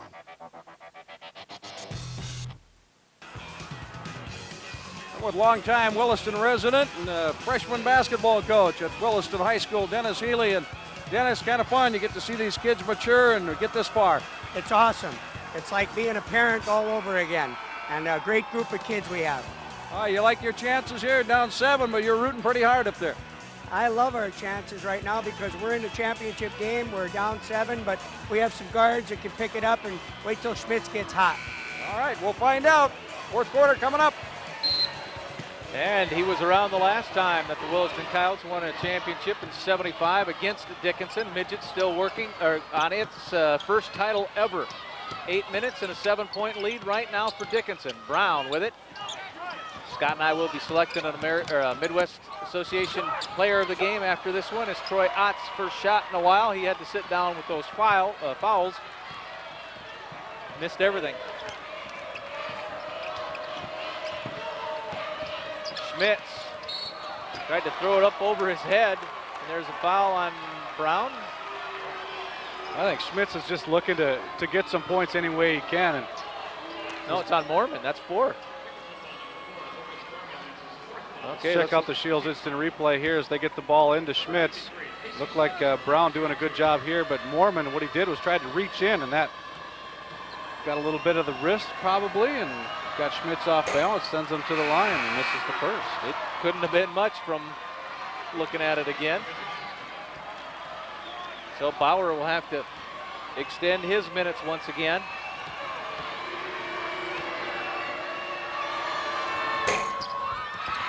Schmitz missed them both. Who comes away with it? Faust tried to get out of the lane. Arrow pointing to Dickinson. Faust just wanted to get out of there and try to reset things. You're not going to see Schmitz missing both free throws very often either. You got to figure that he's been pretty frustrated tonight. He's got just one field goal on the game, 4 points so far through 3 quarters. Well, the arrow was pointed in the wrong direction again. It happened in the girls' game once. Lob pass to Hennessy. On the dribble, Hennessy. Back out to Faust. And now Troy Ott is going to be called for his 4th foul. Check out the Shields instant replay. You see Ott trying to defend Faust and gets him with the body. So Dickinson getting in a little bit of foul trouble now with 2 starters out with 4 fouls. Bonus situation for Faust, and those fouls against Mormon and Ott came only 18 seconds apart. Well, I think we're in that situation again where Williston has an opportunity, a really good opportunity to make a run, if you will, as Faust hits the 2 free throws, and it's a 5-point difference. Now Williston putting on a half-court trap. Brown takes the shot on the baseline and made it. That might bet one of those. Andrew, no. Andrew, yes. Exactly. That's Brown's first field goal since the first quarter. Got 6 points on the game. Brown altered the shot from Faust that time, and Bauer was there.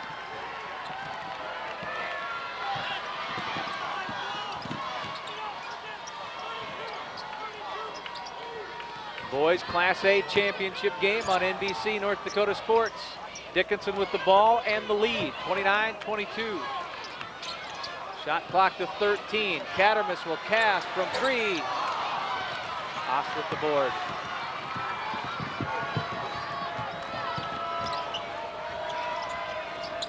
Schmitz fades away over Bauer.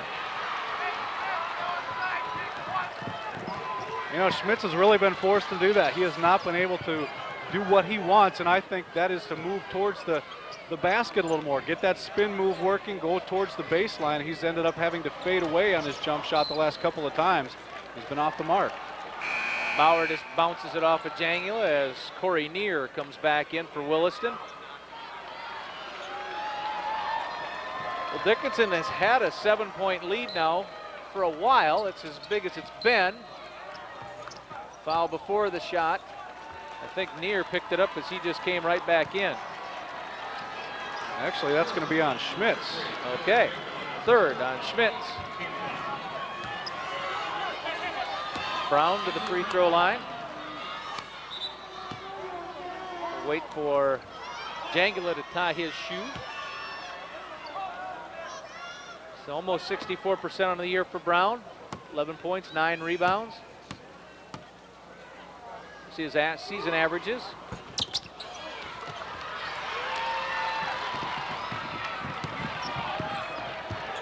And it's the Coyotes' turn again. On the drive, and count it for James Hennessy. Well, it's something that we mentioned earlier in this game. Hennessy is such a good player when he can penetrate. We check it out on the Shields instant replay, and here he takes it right to LaPlante. Draws the foul, gets the hoop. So when he can get into the paint, he can create for himself or his other teammates. Not a 3-point play, though. 29-24, Dickinson.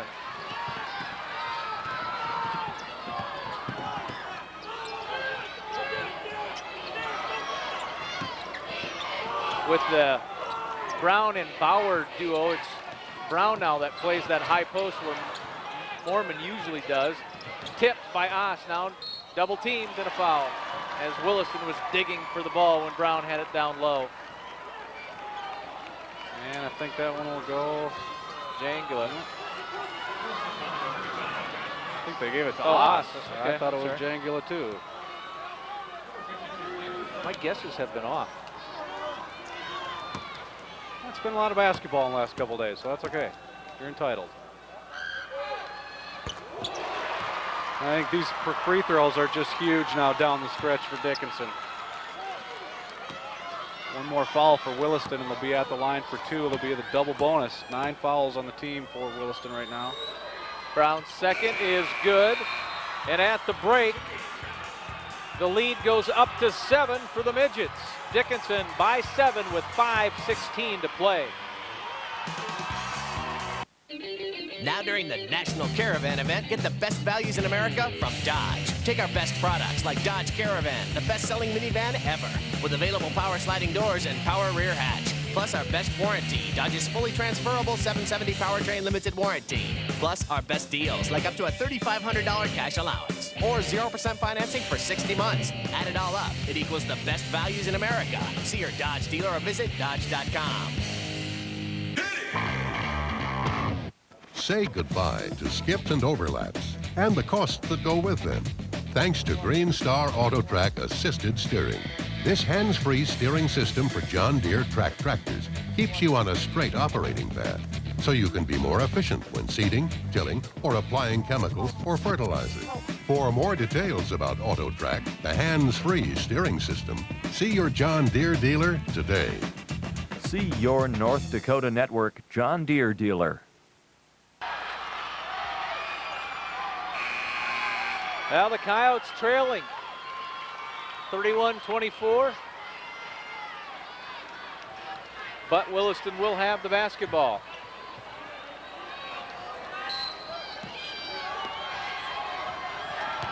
Josh Oss will be the one to bring it ahead. Hennessy on a cutter through the lane. Hennessy in traffic, lost it, but it comes to Oss. Oss into the lane, drops a pass down low and a 3-second call.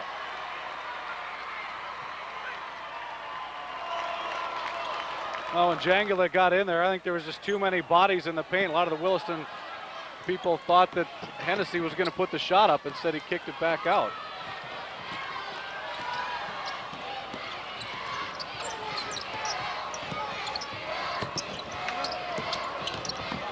Cattermas, high post to Bauer, back to Cattermas.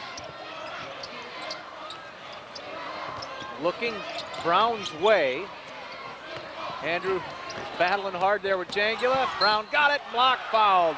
4 fouls on Casey Schmitz. What a battle inside Jangula and Brown. Those two are going back and forth. Check out the Shields instant replay. Jangula goes for the steal. That leaves Brown open. Schmitz trying to come from behind for the block, but he gets him with the body. Well, the scoreboard has him for 3. I got him for 4 as well. Okay. What matters is really what's in that scorebook over there. I don't feel like running over to look. 3 straight free throws made by Brown. He is 5 out of 6 so far today.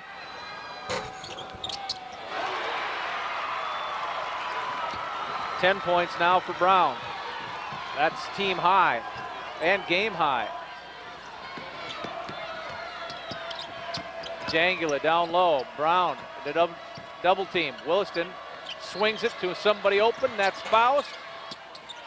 And Williston battled themselves for the board. Yeah, I had 2 players going for the rebound, both of them bang it against each other. The ball ends up coming free to Dickinson. Boy, as hard as it's been for Williston to try to get something inside, and then they knocked each other off the play. Halfway through the 4th quarter.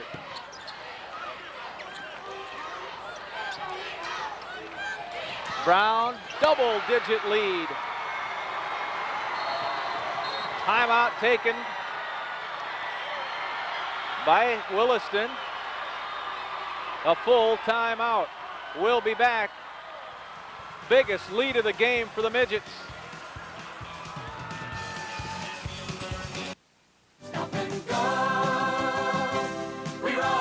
It's free Car Wash Tuesday at your area Stop and Go stores. That's right, every Tuesday you'll get a free quick wash with 8 gallons of gas. Free Quick Wash Tuesday at your area Stop and Go stores. The best buns in town are at your area stop-and-go stores. Baked fresh daily. Treat your family to the best buns in town every day at your convenient area stop-and-go stores. Stop and go, we're always there.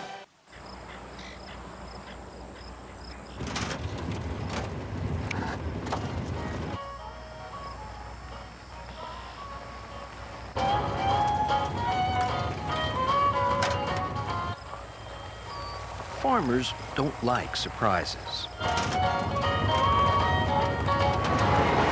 That's why more and more use Discover for consistently better control of wild oats and spring wheat in Durham. Works great on foxtails, too. Backside out so we don't have that help there. Okay? If there's nothing there, if we get caught in something 45, we'll right to motion. We're 10 defensively, you got to pick them full court. Gotta pick them up full court. There's no tomorrow now. Let's go. Come on. Coyotes with the ball. Mormon and Ott back in for Dickinson.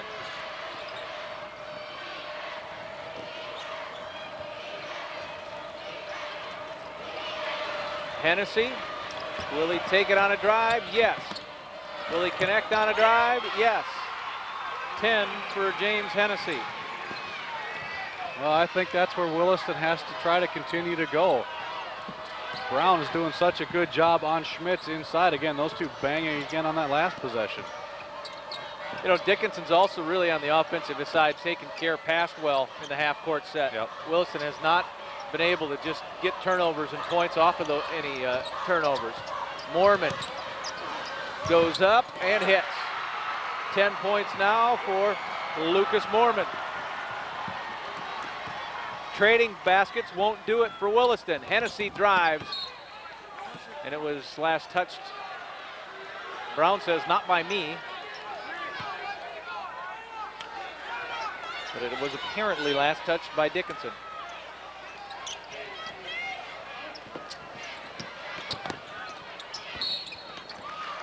Well, Brown is the only one of those big guys down there who could really challenge anyone because he now has 3 fouls. Ott and Mormon each have 4 as Faust goes to the free throw line. The 9th team foul on Dickinson, so 1 more on them, and both teams will be in the double bonus for the rest of the game.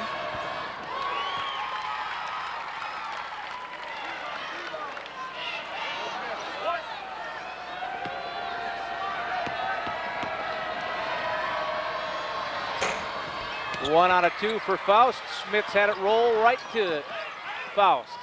So this is an important possession again for Williston, down by 10. Chance to add, and they'll get 4 fouls now on Brown. Well, that was still an important possession. I think it's important picking up that foul on Andrew Brown as we check out the Shields instant replay. Just an aggressive drive by Josh Oss, and he'll go to the line. And more importantly, time to stop too while we're doing that. Yeah, nothing better than an opportunity to score without seconds going away when you're the team behind, but Faust's second missed, Oss missed. Schmitz has missed 2 free throws in the 4th quarter, and Hennessy missed a free throw in the 4th quarter. Missed them both. Arrow to Dickinson, I think. That's the way the arrow's pointing. And Dickinson will get it. There's the possession arrow. Williston just can't afford to give up opportunities like that. Like you said, they've missed 6 free throws already in this 4th quarter.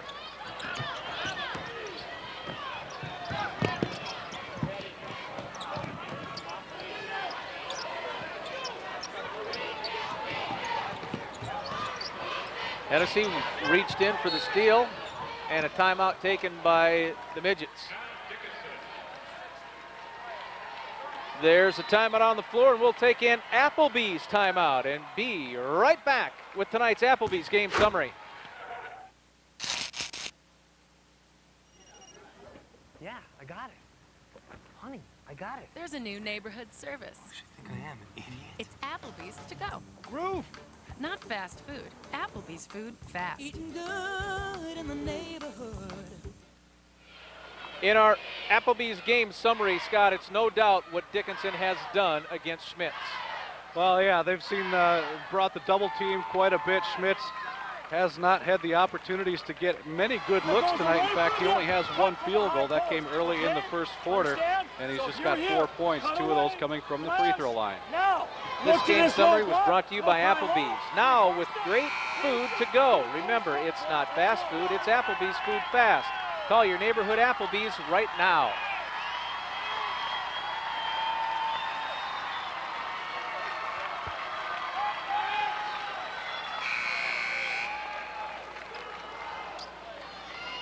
Troy Ott will inbound it after the timeout at the 2:16 mark. 18 seconds in the shot clock and a 10-point lead.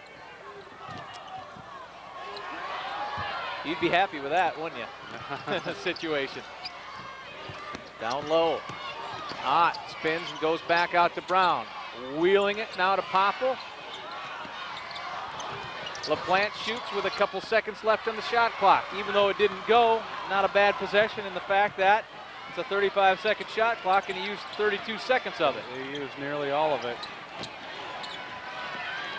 Schmitz spins, and he got one to go. And a timeout taken, a quick one to stop the clock.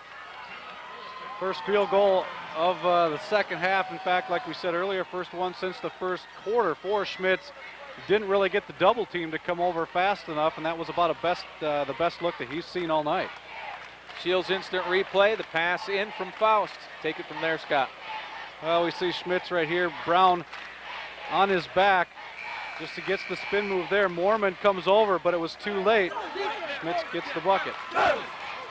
And remember, too, Schmitz might have a little bit more room, too, because, you know, Ott, Mormon, and Brown all have those 4 fouls.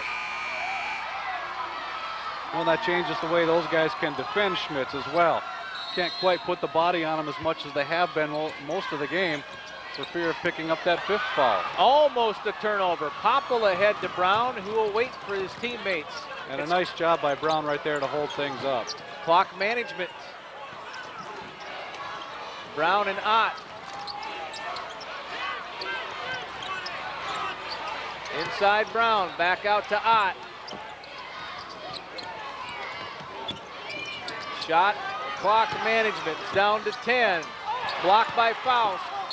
Mormon fouled with 6 seconds left on the shot clock, so another 29-second possession and a chance to add at the free throw line. Check out the Shields instant replay. Mormon working on Faust down low. Faust with the block on the first shot attempt. Second attempt. There is the foul, but like you said, Lee, good shot clock management. In fact, there was a number of open looks for Dickinson during that possession. Brown had a couple of chances inside, but they kept popping it outside and working that clock. Number 11 for Lucas in the point department, his first trip to the free throw line. He was big in the second quarter, had 6 points in the second quarter. That's when Dickinson surged ahead to take the lead, led by 4 at halftime.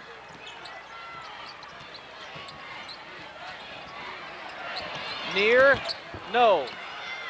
Tipped around and a foul against Near.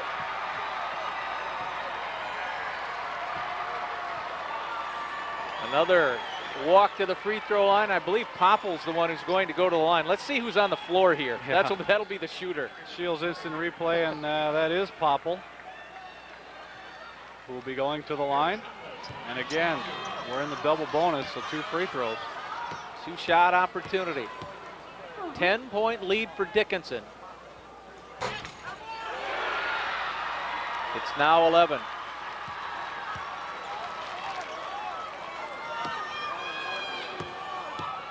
Dean Winchesky said that when he came to Dickinson, it was time to stop looking back and time to start looking ahead. Well, they're staring at a championship now, under a minute. Last touched, I think, by Jangula. And it was. You are correct. That will go back to Dickinson. And Dean Winchesky wants to talk about it. It's a 30-second timeout.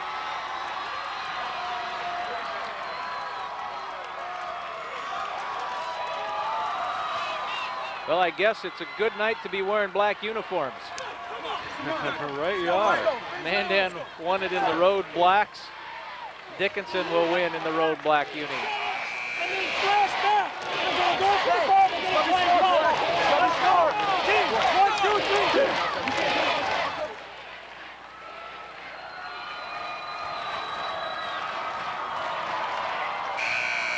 You know, I guess that's why coaches tell us all the time, Scott, that defense wins championships, huh? You know, they're right, huh? They are. Every coach I think we've talked to in the past couple of weeks says, you know, it all starts with defense for us. Pass ahead to Brown, and it skipped underneath him. He may have been looking to maybe throw that one down, I think, and kind of lost his look on the ball there. Might have been thinking hammer time. Yep.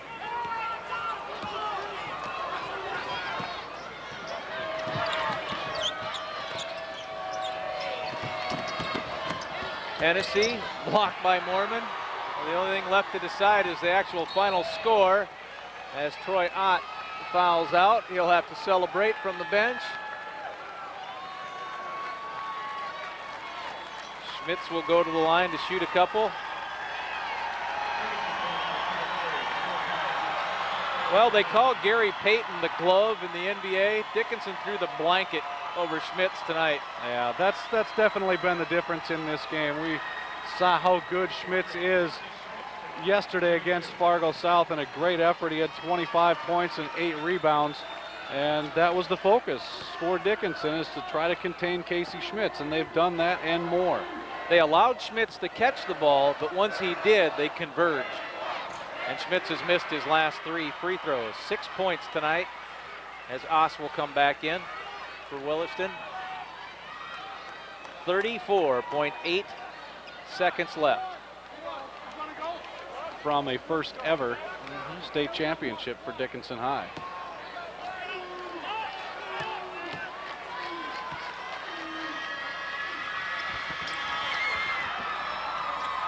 Cattermas comes away with it. Jangla thought he was playing football. He's a linebacker. He's an all-stater. Yep, that was a good tackle. And that's an intentional foul, too. Yeah. Mark Riggs made the call. The official on the far sideline made the call right away. Here it is again on the Shields instant replay. That looked pretty intentional. That's a good call. All Jangula had to do was smack him on the wrist.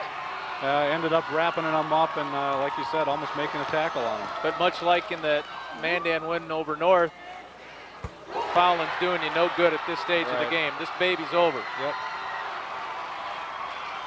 Popple has made 5 straight free throws. 42-29. Brant Miller will come back in for Williston. 30-second timeout taken by Dickinson High.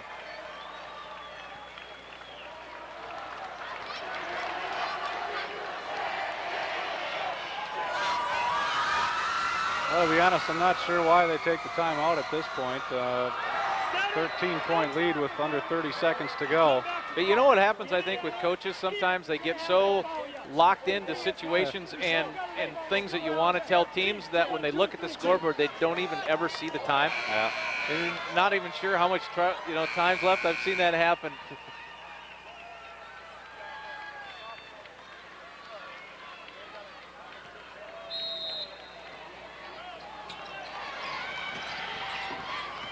Schmitz bats it away from Mormon. Then he steps around to double team. Well, you got to like the effort by Schmitz there, coming up with the steal, going up a number of different times for the shot.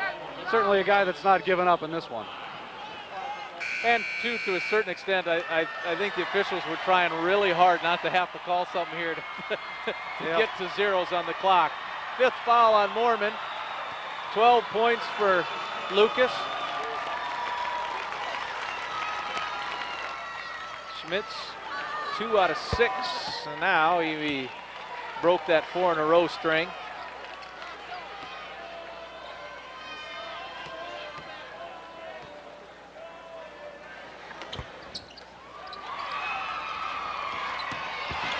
Hennessy with the steal. Counting it down from 6. 6, 6, 6. The crowd kept counting. They made it all the way down to 1, I think, before they realized that the clock wasn't moving.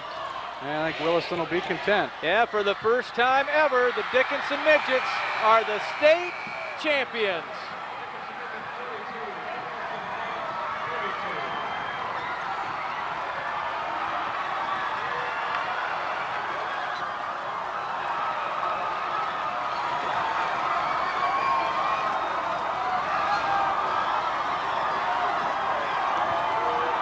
Number 50.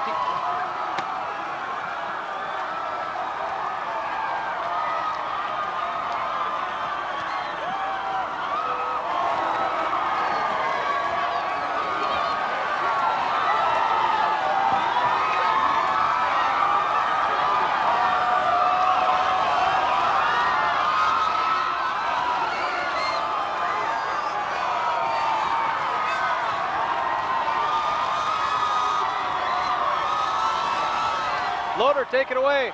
All right, Andrew Brown, first of all, congratulations. Dickinson now celebrating your first ever state title. Put it into words for us. Oh, geez. You know, we've been working for this like 3 years. You know, this is our goal from the beginning of the year. And, you know, everyone stepped up. It's a team effort. And, you know, I'm proud of every one of my teammates, every single one of them. Andrew, talk about the job you did on Casey Schmitz down low. I mean, that guy can score. Tonight, you really did a good job on him. Oh, he's a very good scorer. You know, he has that spin to the baseline, so, you know, I worked very hard on staying on baseline side, but he's a good player, and I give him credit. All right, congratulations, Andrew. Fine job tonight. Let's head over to Kim Funny's land. Well, I'm with Josh Faust over on the Williston side. You might expect the mood's a little different, but a lot of seniors, Josh, that never got this far. It'll feel better in a little while, I think. Yeah, it's hard. We worked hard all season, and to know, I mean, they're a good team, but it's hard to lose in the championship game. It is tough, but a 2 out of 3, you guys might play 500 if you just keep playing. Yeah, pretty much. All right, take care. Back to your teammates, Phil. All right, thank you. Well, Andrew said he's been working, and meaning we, the seniors, have been working for 3 years for this. Well, the school's been working forever. Yeah. Dickinson Midgets' 22nd victory is the state championship victory.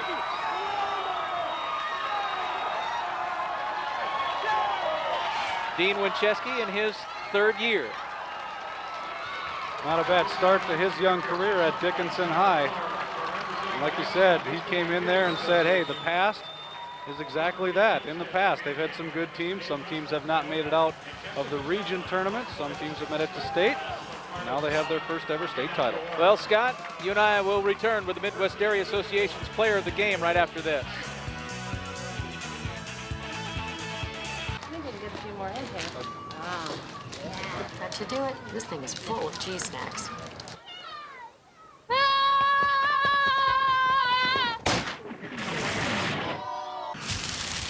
And now, for my next trick, something very special. Boys and girls. Wow. That guy's gifted. Ah, the power of cheese.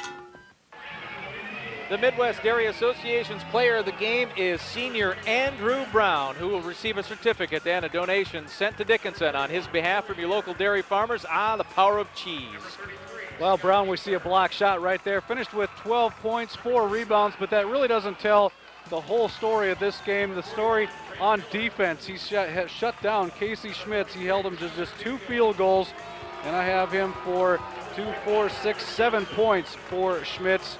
Well off of his 20-point average, large part due to Andrew Brown and his defense, our player of the game. Dickinson trailed by 2 after the first quarter, up by 4 at half, up by 7 after 3, and up by 10 to win the championship. Let's join the presentations on the floors.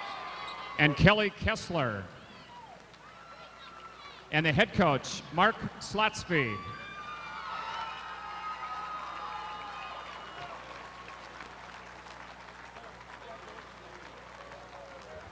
Now for the Dickinson Midgets, cheerleaders. Brandy Thompson. Jennifer Fromke. Veronica Zietz. Mallory Ludwig. Danielle Ott. Carla Ferrer. Brittany Gustafson. And Kelly Vander Esch.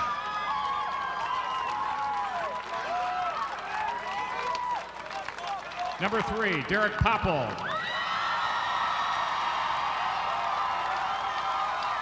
Number 4, Lucas Mormon. Number 5, Scott LaPlante.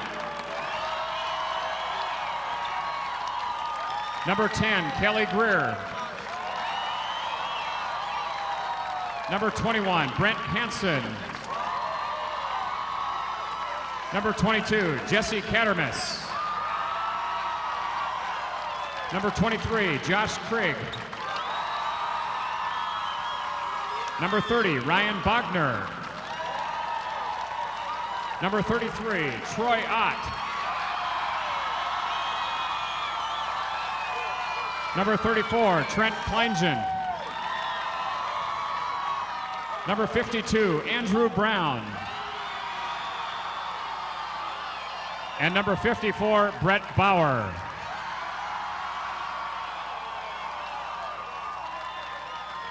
Assistant coaches, Kelvin Dean and John Wilson. And the head coach, Dean Winchesky.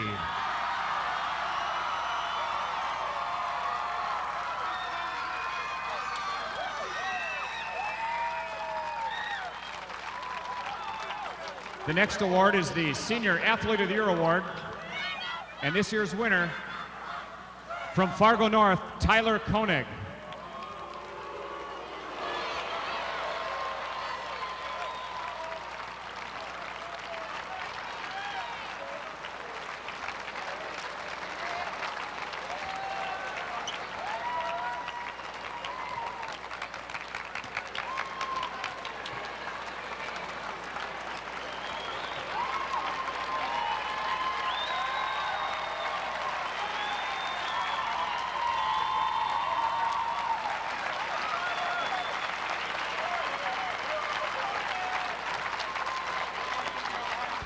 Congratulations, Tyler.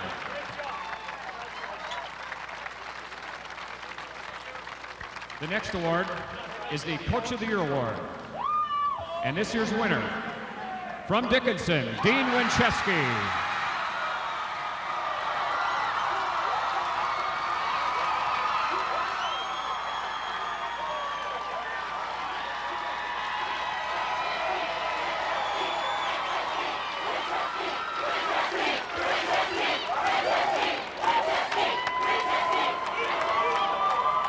This year's winner of the Athletic Director of the Year Award for Class A, from West Fargo, Kurt Jones.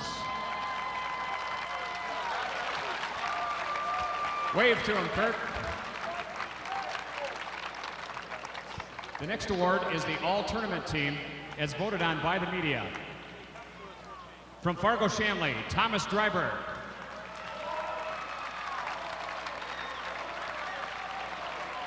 From Fargo South, Tyler Larson. From Fargo South, Nate Kading.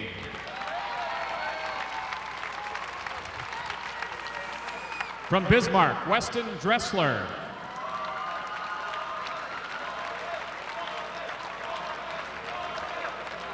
From Bismarck, Jordan Engelhardt.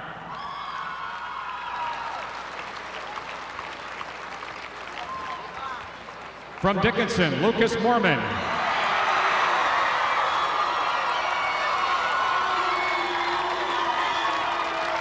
From Dickinson, Andrew Brown.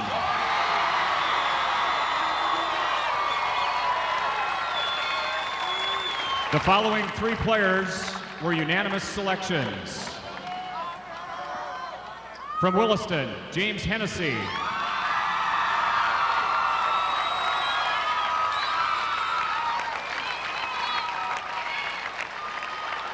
From Williston, Casey Schmitz.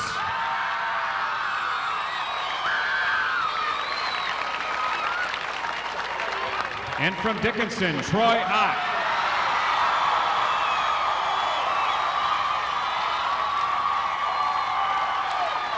And this year's tournament's most valuable player from Williston, Casey Schmitz.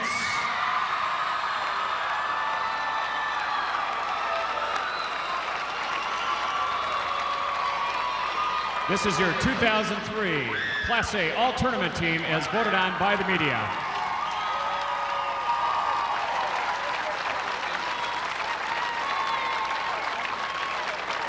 At this time, I'd like to introduce the Executive Secretary of the North Dakota High School Activities Association, Mr. Sherm Silling.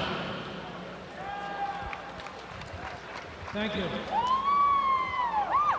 To the players and the coaches, we say thank you for a great tournament. You provided us with some great basketball. To the fans, we thank you for the support. This is the first time that the girls and the boys tournament has been combined, and we believe it was a huge success, and we owe a lot of that success to you, the fan. Thank you very much.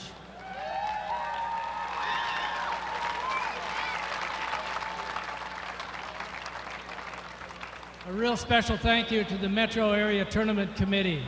I tell you, this tournament didn't just happen. I don't have the exact number, but there's countless hours and a huge number of people that spent a lot of time putting this tournament together, and I just want to say you did a bang-up job. Thank you very much.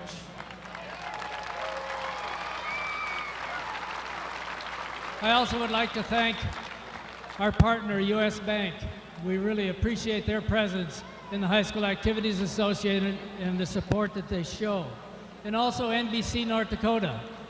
This is a new experience for them also, and we're very glad to have them on board. The Fargodome staff, thank you very much. You have put together a great facility for us to have this tournament.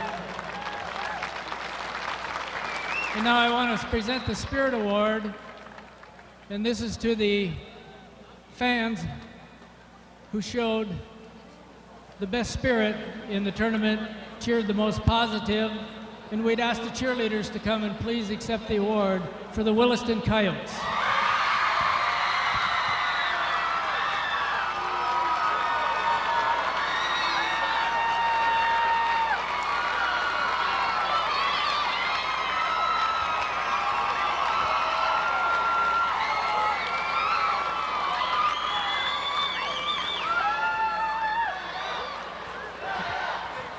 I really need to say thank you to our Spirit Committee and our Sportsmanship Committee who sit through every single game and do the evaluations to receive these awards.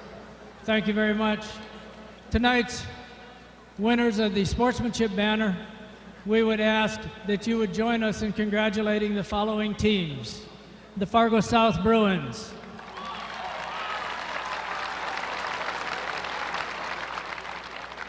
the Grand Forks Central Knights,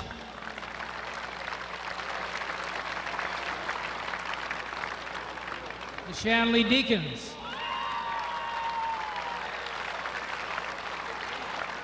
and Bismarck St. Mary's.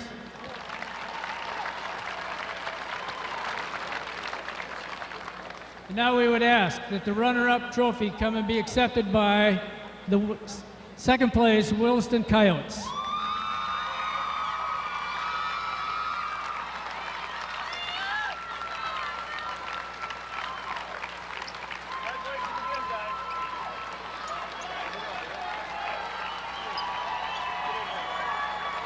And the 2003 champions, Dickinson Midgets.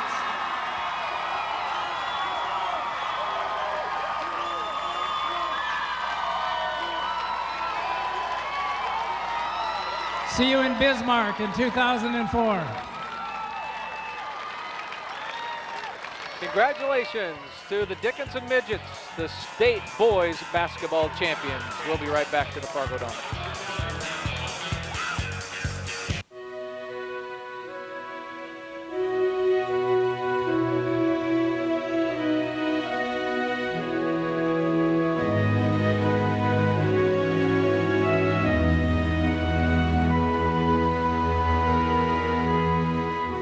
There are 1,000,001 reasons to partner with your local co-op. A stronger future for your children? Well, that's just one really big reason.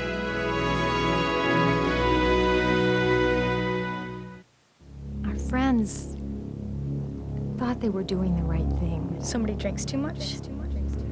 Just put him to bed. They turned her on her side. Let him sleep it off. They'll be okay in the morning. Somebody drinks too much? No one can drink too much Steve! if they can't get it. It's time.